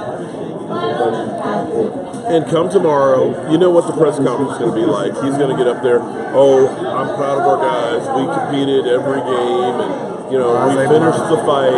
Get out of here with that crap. Zeke Elliott, down to the 4-yard line. Okay, let's get in here and get a score and finish this thing off right. A minute 37 left. Give Zeke Elliott the football and let him run it into the end zone. Do that because the NFL truly screwed the Cowboys with sitting him. I'm still pissed off that that had the highest suspension of anybody ever for domestic violence. It was never charged with the crime. Yeah, I mean, when I look around and see Gillette, who has been tased by the police, out there had his 1-game suspension when he was injured. When I look at Landry for the domestic violence charge and stuff in case that's going on, who the NFL just said, oh, well, there's not enough here to charge him or anything, and it's okay, move on. As well as some of the other players, you know, Joe Mixon, of course they say that was before he's in the NFL, punching a woman in the face. So was this incident? Well, they said it was after the draft, you know. So I'm still bitter about that whole situation. I mean, I am too, but, you know, at this point, there's nothing we can do about it. In the end, I'm not sure that anybody was a winner in that case. No, not at all. because the NFL looked to be vengeful and ridiculous, and it's just as bad all the way around. The NFL needs to stick to football. I hope, I agree with that too. The only thing I hope right now for Zeke that, whatever the situation was, that he learns from the situation, matures himself and conducts himself a little better. We do know the things. Hey, good luck in the playoffs. We'll be. Okay, from an Eagle fan, that Dak Prescott's a good quarterback. It's just yes, but seriously, good luck in the playoffs and stuff. Good luck in the playoffs. From an Eagle fan, they're going to need it. Take it easy. See, there are good Eagle fans out there that are good sports and stuff. And she just said, Dak Prescott's a good quarterback and just a bad year. They lived through Carson Wentz having a bad season last year, but then they surrounded him with good receivers and things, and they built the team around his strengths and weaknesses. Something that we need to do here. We made our offense Romo friendly. We need to make it. Oh my God, he missed it again. Wow, Dan Bailey. Are you kidding me? Yeah, Dan Bailey is ready for the offseason. Now, I don't know if it's because the ball is cold or what. I don't know what's going on. Look at him. He's crying. Well, it's just been a bad season all the way around. I mean, last year we had everything that went right for us. Dan Bailey being injured. You were talking about, the highest percentage in kicks in the NFL before the season. He's been injured. You're talking about Tyron Smith being injured, which has truly made a difference. I mean, even today, we'll get a win, but Byron Bell and Chaz Green are not Tyron Smith put together. They're not. Cooper was not. Larry, take it easy. Happy New Year. What is the reason why I reiterated that in the offseason we needed to get offensive line? Yeah. 8 seconds, 7 seconds left. 7 seconds to go to be 9-7. Not the season that we wanted, but it's the season that we deserve. We had everything go right last year until the playoffs. This year we had everything else go wrong. Maybe we're getting this out of the way. Maybe next year will be a little bit better. And I believe that next year will be better. Well, I think that groin is still a factor with him, and I also believe that now some of it may be mental as well, because now you're thinking about you miss an extra point, you miss a field goal. Here we go, 4, 3, 2, 1, 0, and that is, guys, it is a wrap on the 2017 season. The 2017 season jersey is now officially retired. I did not wear it today, and I'm sorry. Jason Garrett's number was, but it was the Cowboy Jobu. Mike Mosh, get started making the 2018 jersey for me. So next year, you guys are going to be saying that he's got Kyle Orton. I think we'll put the name on the front of it is what we'll do. Right. Joe Boo on the front of it or something. But, guys, it is what it is. We got 1 second left in the game. Oh, Lord. Oh, my God. We're in that prevent defense. Oh, Lordy, where everybody's down at the goal line. And we've got one play left to the 2017 season. Let's hope that this isn't... We have Eagle fans. We have Eagle fans that are over here. He's kind of like, let's see if we can. Let's get him over here. On the video.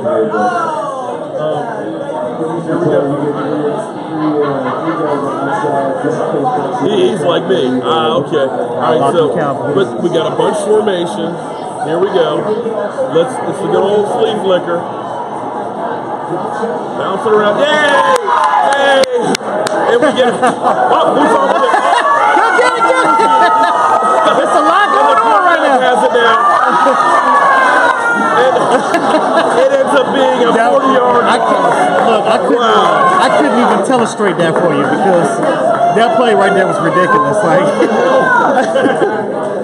Okay, we have now witnessed the most ugly game in the modern era. 1 second left. and no timeouts. Why are you taking a delay? This game goes down in history. Okay, they Jason Garrett too. Okay. All right, you have an Jason Garrett. Let me ask you, how do you feel about your playoff chances? Not good.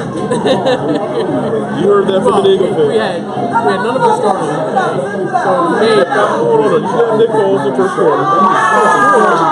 He didn't look good. We had none of our receivers, none of our starting running backs, and our defensive line. Where was Fletcher Cox? Okay, all right. I mean, But you feel? How do you feel for the playoffs? we might get the NFC Championship game. Okay.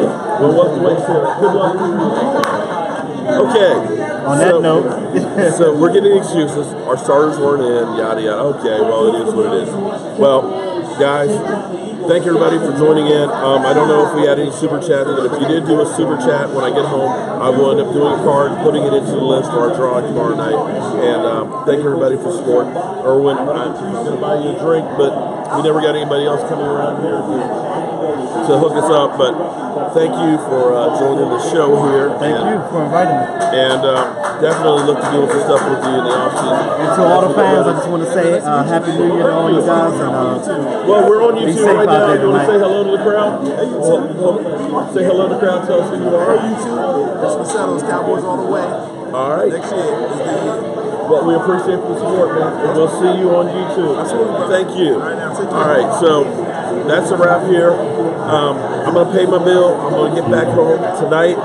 What are you doing for New Year's? I'm supposed to be DJing one of my frat brothers' parties tonight, so we'll see how that goes. Yeah, I'm actually going over to, I believe it's a Gaylord. We're going to a New Year's party with some good friends of ours from out of town. So It's funny that you say that because one of my other frat brothers called us this morning and said, hey, we got these tickets, I got sick, I can't go, would you like them? You know, I almost was like, okay, I'll take them for $60, but the problem is, you know, with moving, all of my clothes are packed up. Oh, yeah. So I don't have anything good to wear. yeah. So, It's supposed to be, hey, well, we're going to be there 9 o'clock. The food service between 9 and 11, and then, of course, plenty of alcohol. And with this season being over for the Cowboys, I'm ready for plenty of alcohol. yeah. But, guys, I'll probably do a quick live stream later on this evening so we can have our postseason rant. And since you guys enjoyed calling in so much, we'll probably make it a call-in show. So thank everybody for being part of the show. I'm Mark Holmes. This is my man here, Erwin. And thanks for tuning in.